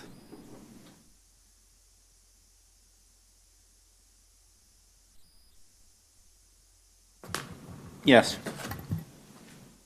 Mrs. Mitchell, Yes. Mr. McCucci, Yes. Mr. Reimers, Yes. Mr. Spear, Yes. Mr. Jackson, Yes. Mrs. Gross. Motion carries unanimously. Say that again? Unanimously. Don't get used to it. Okay, the next item on the agenda is efforts to provide vaccinations to school communities. This, on the agenda, it's item D, and on the health and safety plan, that is item number G. And this is pretty straightforward. All we're doing is recommending 12 years of age and older, as well as our staff, to be vaccinated. It's a recommendation. Strongly encouraging. Strongly encouraged, I'm sorry. I'll second. Mr. Akmanowitz to Mr. Spear. Thank you. All those in favor say aye. Aye. Is there anyone opposed? 2 in a row. Motion carries unanimously. Give you a break, Terry. Okay, this is the targeted mitigation strategies. We've already really... 8E. Thank you. We've already really gone through them all, so I think at this point I'll just need a motion so we can discuss it. So moved. Mr. Akmanowitz. Second. Mr. Kern. Discussion. Well, Mr. McCucci was asking about masking a second ago, all right? No. So it's a fair point. I know I went on a bit of a diatribe there. I'll tell you. I had a lot to say.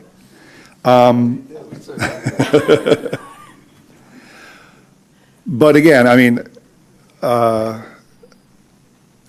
will, I will take the ridicule and the abuse for saying what I'm going to say. I am not afraid to say that there are reasons where the Bucks County Health Department may think masking is appropriate, and I'm sure those are going to be limited in scope, whether it's an outbreak in a classroom.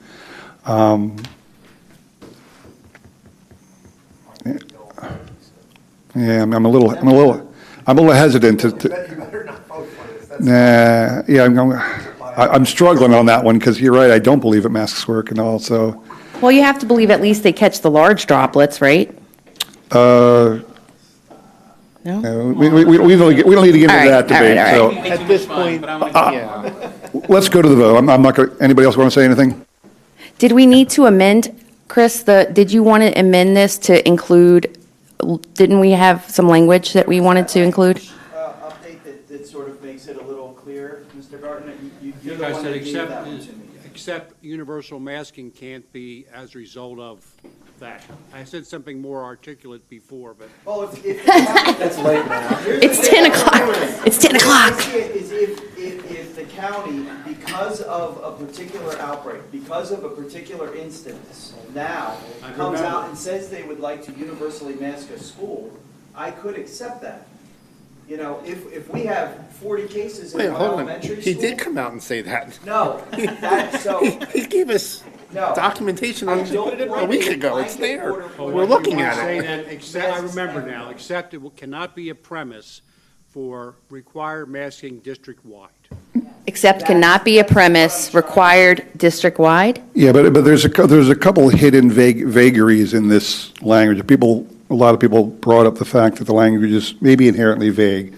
This language is still inherently vague. For example, the district will work with the Bucks County Health Department in collaboration with our nurses to implement targeted mitigation strategies, which include, but not limited to, in the event there is evidence of a potential COVID spread in the school, BCHD will advise whether further mitigation strategies should be taken.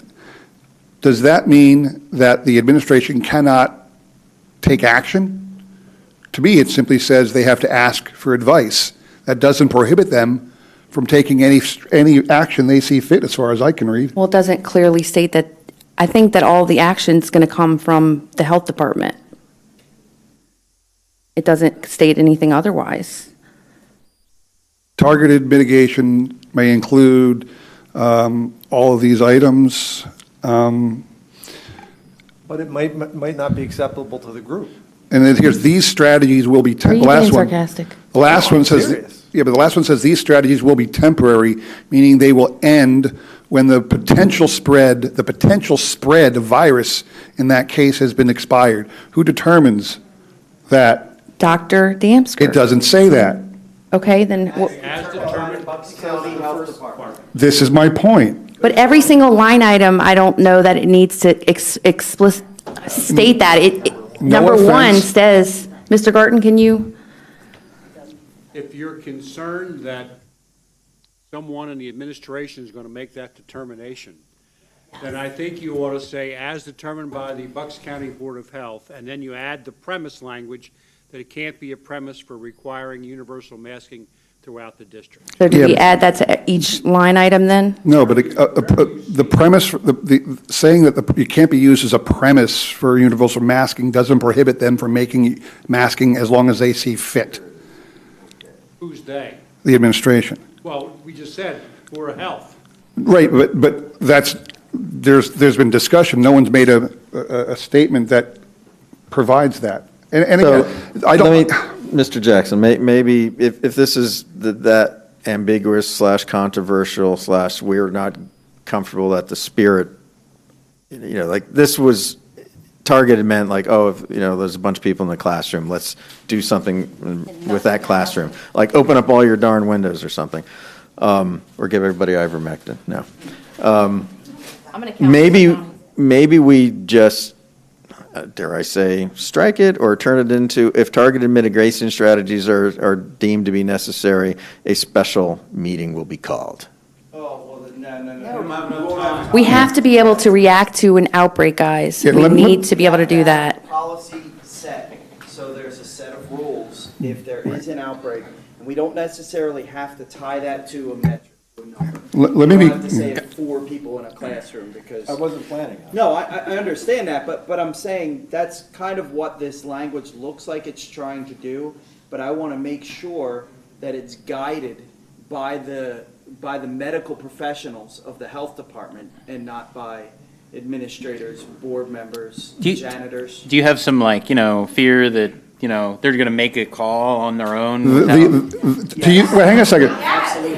Really? Dave. Seriously? David, hang on. Kayla, can you control the meeting? I want to address Dave's exact question right there. Hang on a second. Question, though. I understand, but I want to address Dave's exact point right there. Chris made a comment at the last board meeting. He said, wait a second, there's a language here that says, it was the word, you wanted to insert the word recommended. Yeah. And you asked the administration how they would treat that. And Dr. Harner flat out said he'd take that as he had the authority, the words weren't exactly, but the sentiment was here, that he'd take the authority and make them mandatory. That's exactly what he said. So Dave, yeah, we have to get it right, because if we don't, I don't know what the administration will do. Let's just talk about this, though. That's a problem. It's a problem if the administration knows the intentions and the spirit of what the board is voting on, and they're going to use language to try and read into it the way they want to make do whatever they want. At the end of the day, though, we're not the people in the schools. We don't have the expertise for what's going in the schools. They do. So we have to rely on them we have to rely on them to be able to address any situation as it needs to be addressed. And I'm talking, so thank you. So I think we need to have something in there. And to your point, yes, he did say that he would do that, but he didn't say it would be mandatory. He said that he would take that as, well, then we're going to mask our people. I took that to mean his administration, which if you look, all of his administration is wearing masks right now. So they've already gone down that road, so I don't know. I don't know about that. No. Well, the ones I can see. Dr. Harner's not wearing a mask. So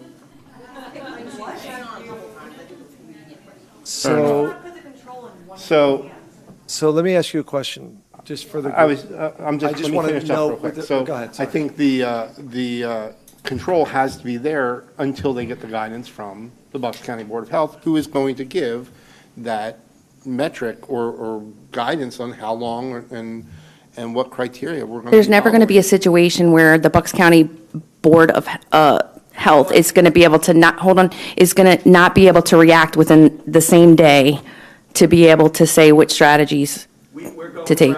That was my question. My question was so one thing that the key driver to this, just so everybody knows, is self-reporting, right? Parents are suggested to call and report. They don't have to, first thing. The second thing is, our nurses have to gather that data, and then we're asking them, and this will be on the flow diagram, I would imagine, to call and have a conversation with who at the Bucks County that will then give them the authority, and then it gets back to the administration. Is that what I'm understanding? And they'll say the risk mitigation strategy is what?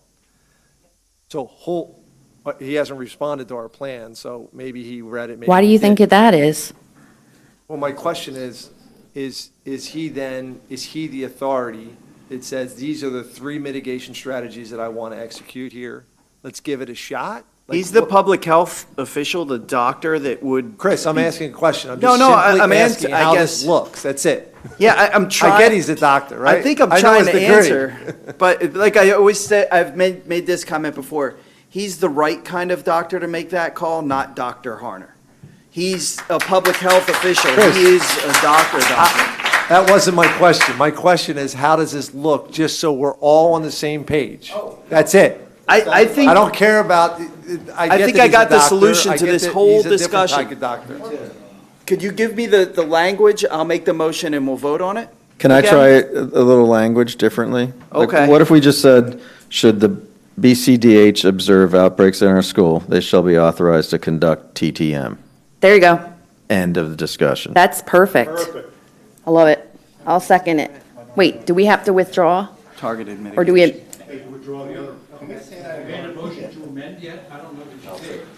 I believe I did make a motion to amend that. And Dave seconded it. I don't remember a motion either. Don, can you repeat exactly Yeah, what you said? I'll make a motion to amend J to say just, should the Bucks County Department of Health observe outbreaks in our schools, they shall be authorized to conduct their targeted temporary mitigation. And leave all the details out of here.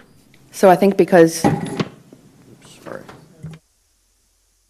No, all of it. Critical thing is targeted and temporary. Correct.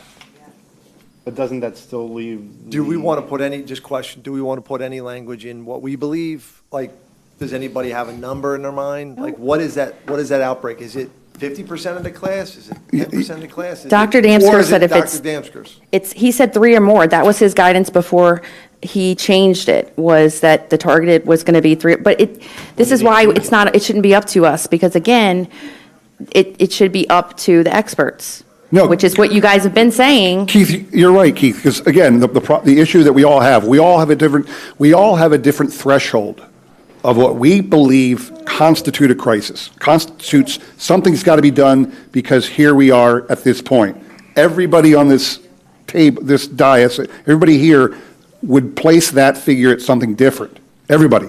So the only way, and I know a lot of community members out there are frustrated because you were looking for clear guidance. If this happens, then this happens. If this happens, then this happens. Right, but the issue is there's so many what ifs within that. So again, my point is, the language as it presented simply says, when something bad happens and Dr. Damsker sees it, we're trusting him to recommend the proper mitigation measures, whatever they may be, to stop it or address it. Now, if we can't agree on that, as that vague, then we're going to have to pick it apart and do it piece by piece, and I don't think that's appropriate for us. Or possible. No. I just think adding something in to give the administration the ability to make a decision on the spot until they get guidance. The only thing I would say to that is if you want to add the language, in consultation with the nurses. That's what was in there before. But no, we're going to strip out everything except what John said, and then add the phrase, in consultation with the nurses. Because that means at least he's talking to our people. Did you read what the nurses wrote in their? What did they say? In the. That was 2 days ago. Superintendent report? I did read it earlier, but that was about 17 hours ago in the beginning of the meeting. Make sure you know what you're saying. So because their recommendation was to follow the original recommendation. So Right, but the direction comes from Dr. Damsker, not the nurses.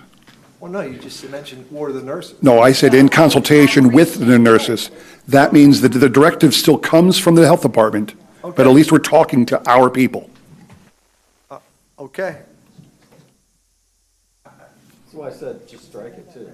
I think popcorn would have been more appropriate. His recommendation was universal masking. The nurses were universal masking. Are we seriously going to do this again? What, does that mean mandates? They also didn't want to open schools last year, but let's move on. So, did we have a motion on the floor previously? Well, the one to review this. Yes. Did you make a motion to amend or? I made a motion to amend J To strike? replace it with Okay. what There wasn't a second. It wasn't a second. I'll second it. Correct. It was not a second. So remind me exactly what the language is of the amendment. Should the Bucks County Department of Health observe outbreaks in our school, they shall be, John, your hand, authorized to conduct temporary targeted mitigation in consultation with our district nurses. Now, was that the whole targeted mitigation, or just one of the letters there? That's all of it now. That's all of it. That's what John's recommending. He's striking the whole thing and replacing it. Yeah, don't put, leave all those details out. That's Dr. Damsker's. Yeah. That's his idea anyway, so. Yeah, Don't need to tell him what he needs to do. right, agreed.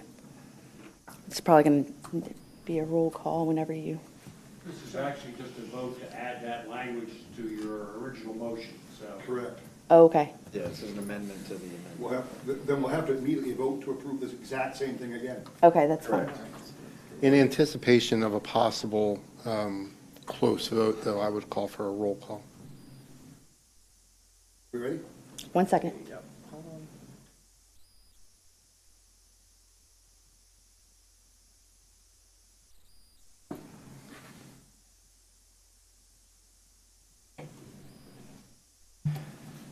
Okay, Mr. Kern, Yes.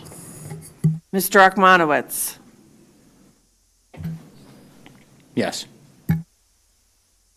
Mrs. Mitchell, Yes. Mr. McCucci, Yes. Mr. Reimers, No. Mr. Spear, Yes. Mr. Jackson, Yes.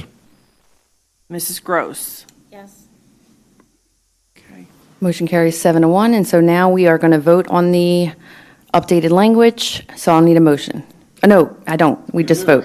Okay, motion is pending, so let's do a roll call on that as well. It's the exact same, we're literally Yes. voting on the exact same thing again. Got it. Anybody changing their votes? Yeah, well, Do a roll. let's, all those in favor say aye. Aye. Who's opposed? Aye. 1, so motion carries 7-1.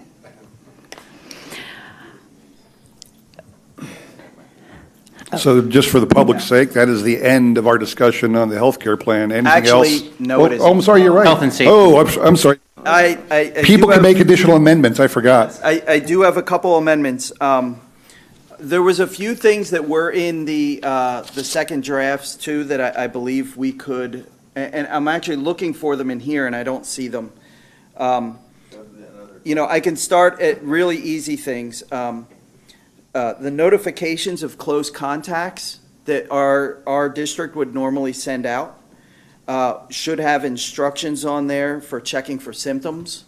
So when a notification goes out to people that were close contacts, it should say, since they're not going to be required to wear masks in the school, that it should at least say in the notification, we're going to check your child for symptoms. That's it. What, that you're going, the school is going to check the children? Well, Chris, that the school I is am going to check? saying the school that sent out close contact letters last year could resume that process, and in that, just say, your child was a close contact, you should watch for symptoms. Well, if it used to be the case, then I think it's going to continue. I don't know that we need, no? No. Oh, can you say that? We don't have assigned seating, we don't have limited, any of those things. We're having lunch in the cafeteria. There isn't anything in the plan that suggests we're going to send close contact letters.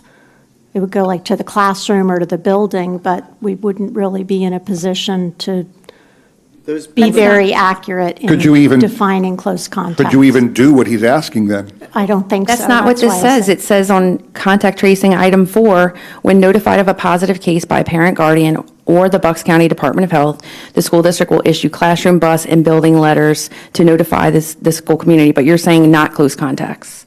We would not have a way to accurately notify close contacts because we don't have any of those other mitigation measures in place. What, the only other mitigation measures you don't have are assigned seating in classroom and in lunches. So if the answer to that would be having assigned seating in classrooms and lunches, then maybe that would have to follow it and we could have that discussion. I figured you had that in your plan. But that is something, do we want to add, if we wanted notifications, and I know it's come up many times, we've said we were okay, at least informally. The problem with that, though, is going to be super inconsistent because you're going to have kids moving around the room plenty. You're going to have them in lunchroom, and they're going to be, Nancy Ann's shaking her head, yes. I think that it's going to be very difficult to do that. I mean, I think building letters. Well, and the targeted mitigation and from the classroom county, letters. if the county's going to come out. Now, if we can't do contact tracing inside of our classrooms, how are we going to notify the county who was close contacts too?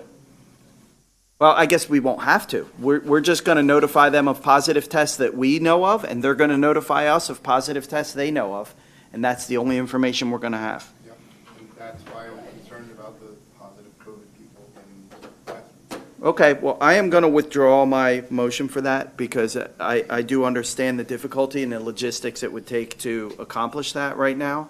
But if that's a discussion we want to have later, I'm sure Brian can bring it up. The weekly notifications sent out by the public, by Gary, were they still in this plan or they were in the other version, correct? Yeah, we did that last time, Chris. Okay, We did. good. We're still there. Okay. Hand washing stations, extra cleaning, enhance air turnover and filtration in buildings where we can. Those things, they're all in here. They're all everything. The one, there's two more things I got here. No separate exemptions for band, choir, or theater. This health and the language that I would amend to put into this plan serves as a health and safety plan guidance for band, choir, and theater as well.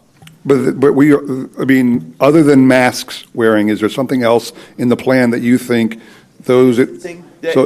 Right, but the administration wanted the band, choir, and theater department to write a separate health and safety plan. Oh, yeah, much yeah. like they did last year. That was from the teachers. That came from the teachers. But again, that was still in the plan. I just want to make sure that their guidance.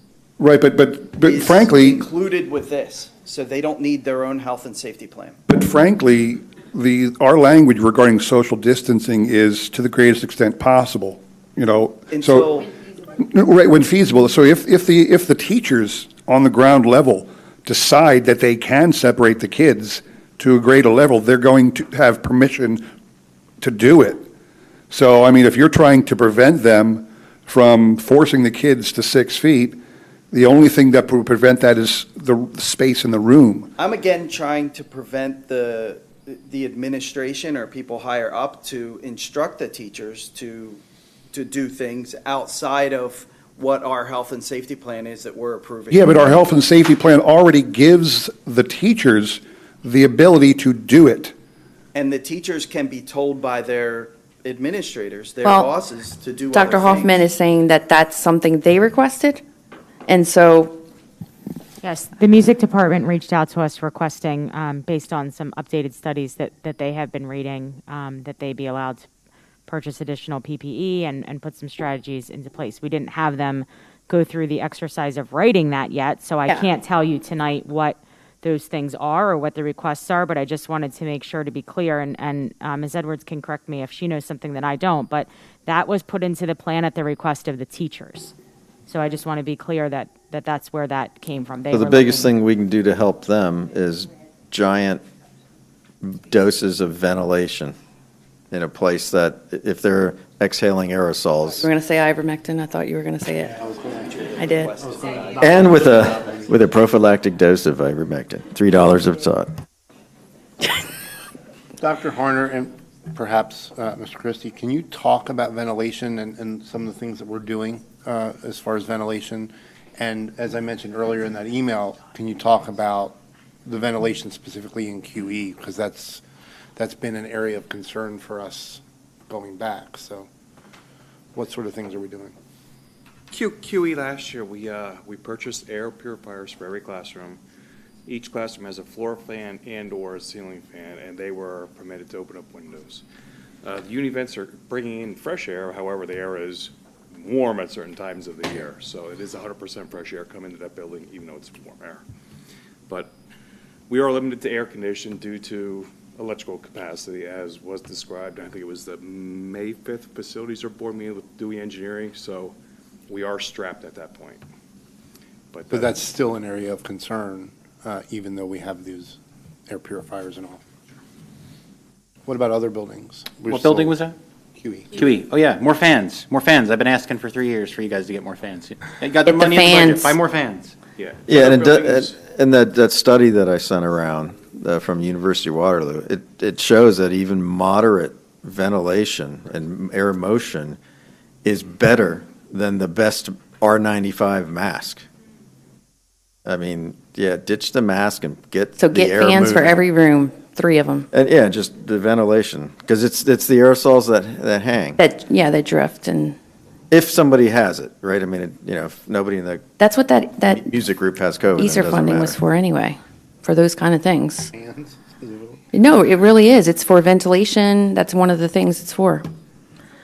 So if I can get this correct, and I guess Dr. Hoffman or Ms. Edwards could answer this.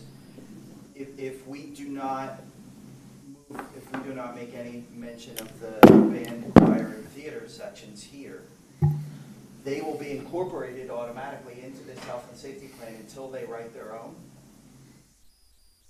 I think what the spirit of what they're, No, we've been clear with all staff that whatever you approve, that is the limits of what they can do, that they cannot do anything in addition to or extra or anything like that, that whatever the board approves is the limit of the mitigation strategies that they can put in place. So if you don't mention band, choir, or music, then there's nothing special that, they're under this plan, and this is the limit of what they can. it says They in can here, do. distancing where feasible in the plan. And I'm fine if they go by this plan, and that's what I would like. But I do know in their draft plan, they had mentioned that the music department will be submitting they're going to be submitting a separate plan for all of the music department. And that's what I kind of wanted to avoid. There was a lot of confusion with that, and just as they said somebody in the music department had requested that, somebody in the music department requested to me that not be a part of the plan. That not. I be think what given they the do. autonomy to be able to And be this is something that flexible. we would have to approve in the future as well? Probably not. No, I mean, as long as it stays within the framework of our, Oh, as long as it stays within the framework of this, what do we care? Okay, we can move on. all right. And then the elephant in the room, as Mr. Garten liked to say, the buses. There's one left? Oh, buses. Buses. Yeah, I'm glad you brought that up because I do want to raise one issue for those who are concerned about the buses, okay? And that is letter A of the plan, which wasn't touched, which remains mask optional, but it says as follows. As of that date, when the mask mandate in the state ended, as of that date, masks are optional for all that choose to wear them while on Quakertown Community School District property or participating in district-sponsored events, except as required by law or regulation. So, I do not wish to speak for the administration, but I'm going to assume, given no other dictates, that we will be starting the school requiring every student to mask on buses, because that is what the administration understands the CDC guidance to be, a regulation that must be followed. So correct me if I'm wrong, Ms. Edwards. Or Mr. that- Garten can also. Well, I understand Ms. Garten, but my question is to the administration. you will be expecting students to wear masks on the bus because that is what the CDC says, and that is what the current health and safety plan says. My interpretation of the board's guidance would be that no, we would not be doing that, but that would be up to Dr. Harn. The original plan was no masking anywhere. Mr. Garten, we've had working this on that. discussion. Can you explain the legality behind this? The CDC has made only one, quote, directive that has to do with masks in buses. Started out, say, public transportation. Most people felt that didn't apply to districts because you aren't public transportation.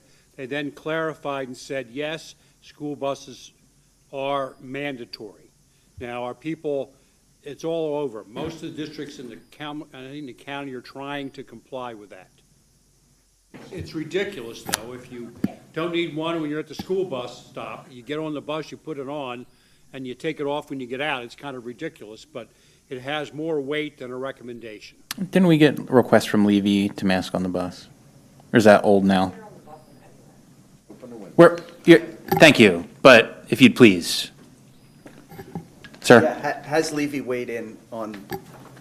I've not heard Mr. Schock. They're simply waiting to hear from us. Last I met with them, I said we would have a meeting and follow up after this meeting when we knew more. We have purchased masks for them in the past, if that's maybe what you were referring to.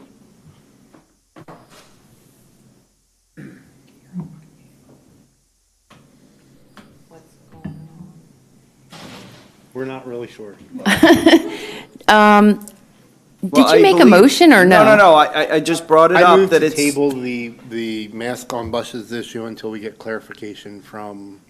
Well, tabling it I don't know where. keeps it mask Optional. optional. Yeah, but Mr. Garten is simply admitting that it's such an open for interpretation, he cannot provide us clear guidance. I can't give you clear guidance. And the admit, right, I'm aware, I'm saying, until we get clear guidance, or then my personal opinion is we have to assume that that recommendation carries the weight of. well, but that's why I asked the administration what their interpretation was. We would have to put it into the plan. I'm not asking you what we have to do. I'm asking the administration, starting Monday, the kids are going to get on that bus. What are they expecting of the kids? I'm asking Dr. Harner and Nancy Ann. Well, they were expecting us to plan. Not as asking their you, plan. Chris. I'm Okay. not asking you, Chris. We were, up until we received the changes from the county, we were under what was approved on August 12th, which was no masking anywhere. Mask option. That was mask option. And that would include, Yes. and as far as you're aware, the board's intent included buses. Yes, sir. Okay. So anybody, if that's the intent, that if anybody felt buses should be required, you'd have to make it a motion now to make buses mandatory on the buses, because at the moment, they're not. I just did. You motioned? I did. Do you have a second?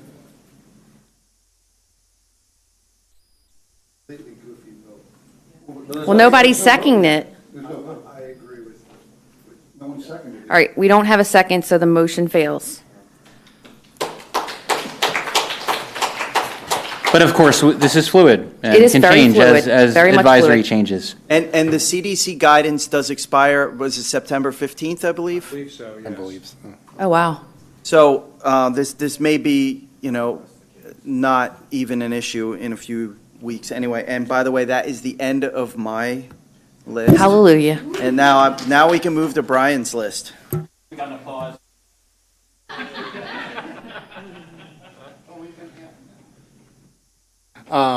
Pinky swear. All really good suggestions. I only had a couple, and one was based on something I saw today where a classroom, we saw a picture of a classroom and all of the desks were pointing kind of in towards the middle and there was a group in the middle. Last year, I believe we had some requirements as far as how desks could be placed in the classroom so that they were in a straight line and there was no. So, We're doing it where feasible, and we're leaving that autonomy up to the teacher. so my motion is that we require spacing of desks in the classroom. I'll second that. What is spacing? Consistent, I don't remember. What is spacing? I mean, define spacing to me. They're going to eat lunch together. So I don't remember the exact wording of what we did last year, but we had a guideline that said, rows and columns. Right, but your motion was not to follow last year's, it was to do spacing. But I'm basing it off of what we did last year. So my motion, my motion would be to require teachers to, in the classroom, to put their desks in rows so everybody's facing the front of the room. Or just say, use last year's model for classroom configuration. Try our best to maintain the distancing. I mean, that's to use last year's model for classroom organization. Right, Wait, hold on. There's some confusion in that again. There's some ambiguity. Blah. Anyway, the problems with that are under last year's configuration, the kids all sat in assigned seats. I'm just trying to help I get the understand. amendment out so that we can say no. Okay, that's fine. That's fine. If we're ready to just vote on it, but I just want you to be clear at what you're asking for. We can vote. Yeah, because I think it's up to the teachers. Like, part of what we have here is the classroom configurations will promote learning and maximize distance. So it's up to the teacher to, like, maybe that circular thing is the way they want it for promoting learning. I say return the power to the teachers and try to maximize teaching. Agreed, sir, agreed. All right, let's vote. Did you get a second? Yes. Seconded. Okay. Yeah. Okay. All right, Mr. Reimers, Yes. Mr. Spear, No. That's true. Mr. Akmanowitz. Yes. Mrs. Gross, Yes. Mr. Kern, Nope. Mrs. Mitchell. No. Mr. McCucci. Mr. Jackson. Nope. The motion fails, how many, was it? 5-4. 5-3, sorry. Okay, 5-3. And my other amendment was to go back to masking. Dave already did that when it failed. There's no reason to do it again. No. So my other motion to go back to masking, thank you for your input, but I'm going to make my motion. Wait, Mr. Garten, can he do that? Let him finish. Let's see what his motion is first. Got a twist. Is that for the first month, we look at the data in a month at the next meeting. We require masking for our students in our K-5 schools. And then we look at the information in a month, and we decide at that point again whether or not we continue. Mr. Garten? I don't think that motion is masking in general. I think that motion's different. Okay, Limits the let's do period. 20 of them then. Okay. I don't remember what the day of. Second? Is there any? Is there a second? Is there a second? I'll second it. There you go. Okay. Discussion, I got Oh, a pretty come good on. one here. Chris. No, this is a very, very clear and very easy one. Last year, we Just- made the mistake of wasting the least possible COVID exposure time in the year in September by starting the school year 2 weeks late, then starting 4 weeks on hybrid in the beginning of the year when COVID cases were the lowest. When we brought our high school students back right before Thanksgiving, COVID cases were much, much higher. So, starting off just to be cautious and see where things go, a coronavirus is the same as a cold. There's a season to those. That season is November to February. The cases are going to go up, most likely during those times. So by taking a delay now in the beginning of the year is the worst time to do it. Because the cases are the But you're lowest assuming that now. in September, we're just going to take it away. So I'm saying in September, we reevaluate, and if we still need it, then we keep it. If we don't, then we get rid of it. Mr. Reimers, can I ask a question? Yes, sir. Is your comment over, just making sure? Yes, sir. I can make a motion to end debate. Second? Anybody? Third. Thank second. you. Okay, so we're going to need to do a roll call. After this, I'm sorry, no more masking motions. You can't make that rule. Then he's going to say, oh, the first 2 weeks, the first week, the first day. At some point, right, Mr. Garten, can we, At some point, you can I'm going to say no. take control of the meeting and not just have a proliferation of time wasting. Yeah, it's clear where the board stands on this. Okay, Mr. Reimers, Yes. Mr. Spear, Nope. Mr. Akmanowitz, Yes. Mrs. Gross, Mr. Kern, No. Mrs. Mitchell, No. Mr. McCucci, Yes. Mr. Jackson. No. Motion fails 4-4. All right, is there something else besides math that you want to talk about? For real? Nope, that was the end of my, All right, thank you, sir. So then that's it for the health and safety plan, am I correct? Yes, make it correct. It is correct. So anybody who is here, and we won't take offense if that's all you came here for, if you'd like to leave the meeting because it's very late, thank you for coming. So that concludes our health and safety plan. We're going to move on to the next item on the agenda. Woo! Okay. plug for the policy committee report. It's very awesome. Can I, since we're meeting again in 2 weeks, is it okay if I, for the sake of time, skip over the committee Well, you can. reports? You could even, other than the things you need to take action on. You Is there anything that needs Thank you, action Ariana. right now? There is some personnel decisions, I believe. Is that need anything to- financially that you need decisions on? You probably should approve the bills Okay. list. I'm going to skip over to the fiscal. You could rip through this Fiscal. pretty quick. There is some from finance, like, I don't know why. Okay. Why we're rushing, right? The easier spending is, funds are. We should just go Discussion about through it. this. We should. No, we should it's in do the fiscal reports. consent agenda. Well, no, if he wants to make his report, let him make his report. No, if you have something urgent, I don't care, I was in the And meeting. Ms. Mitchell, I got it. you can make a motion to approve the entire agenda as presented without going through each one. I've seen that done. okay, well, if you have something urgent you'd like to share, That's fine, as long as everybody's cool with it. As long as you Keith, come on, just share it now. Caitlin, I think we can rip through this pretty quick. pending on here, you guys are always concerned about that. You're gonna be approving stuff tonight. So then As long as just, you know what you're approving, that's it. That's all I gotta say. I didn't look at it. so Keith, tell us about the Easter spending, please. Well, it's in the fiscal consent agenda.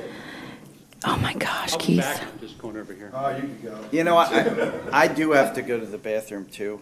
All right, well then, hold on. No, hold it. Oh, I'm holding it, literally. Okay.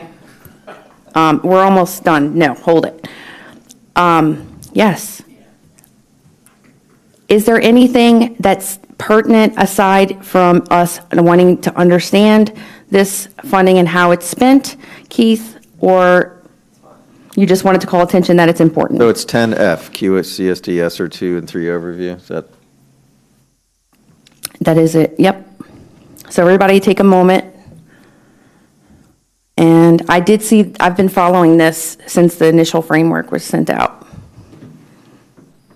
I would like to make a comment on this, though, quickly. At the Neshaminy meeting, when I went there this week, the board president shared their ESSER funding plan. They were only committing 25%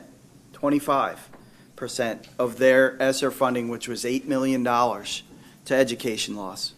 And right before that, they had a report that said 50% of their students were at grade level for reading, and 50% of their students were at grade level for math. And they still only dedicated 25% of their ESSER funds.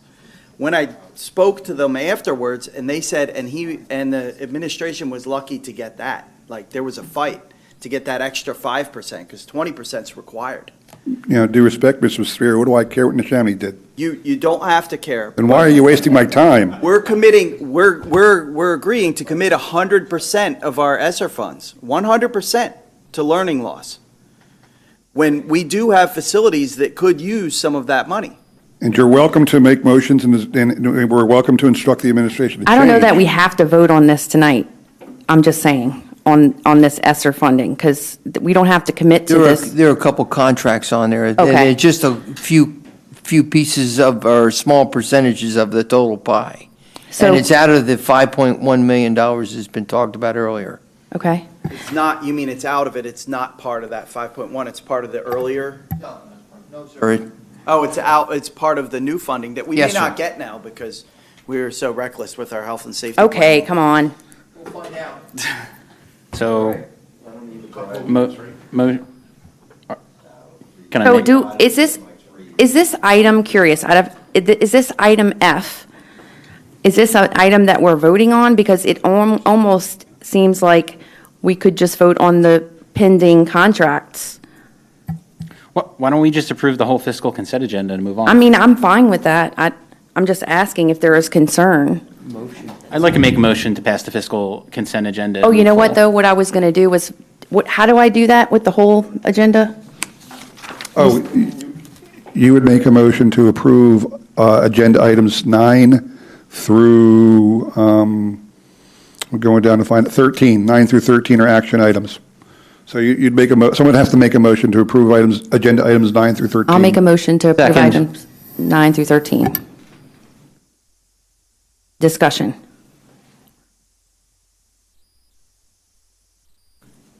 All those in favor say aye. Aye. Aye. Aye. Aye. Anyone opposed? I wish to abstain.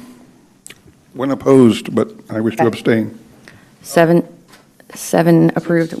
Or, oh, 601? 611. Oh, so 6 approved and 2 abstained. One said no, one Oh. abstained. Okay. Who said Mucci did? What is reckless? If you're gonna, why are you making these hidden comments? If you have something to say, just say it. I did. I mean, we skipped around the entire meeting. We focused on, what we set out to do, what you guys set out to do. You accomplished it, and then skipped the entire rest of the meeting in the essence of time, which I'm fine with. I'm willing to get out of here. In fact, I'll make a motion to end the meeting. Are you saying that, though, just to say it, or is there something but specific? I think we had conversations about ESSER funding and how we were going to spend it. We had conversations about buildings that are need ventilation. Okay, then- And none of that is addressed. Okay, Listen, then- it was voted on, it was passed. I make a motion to end the meeting.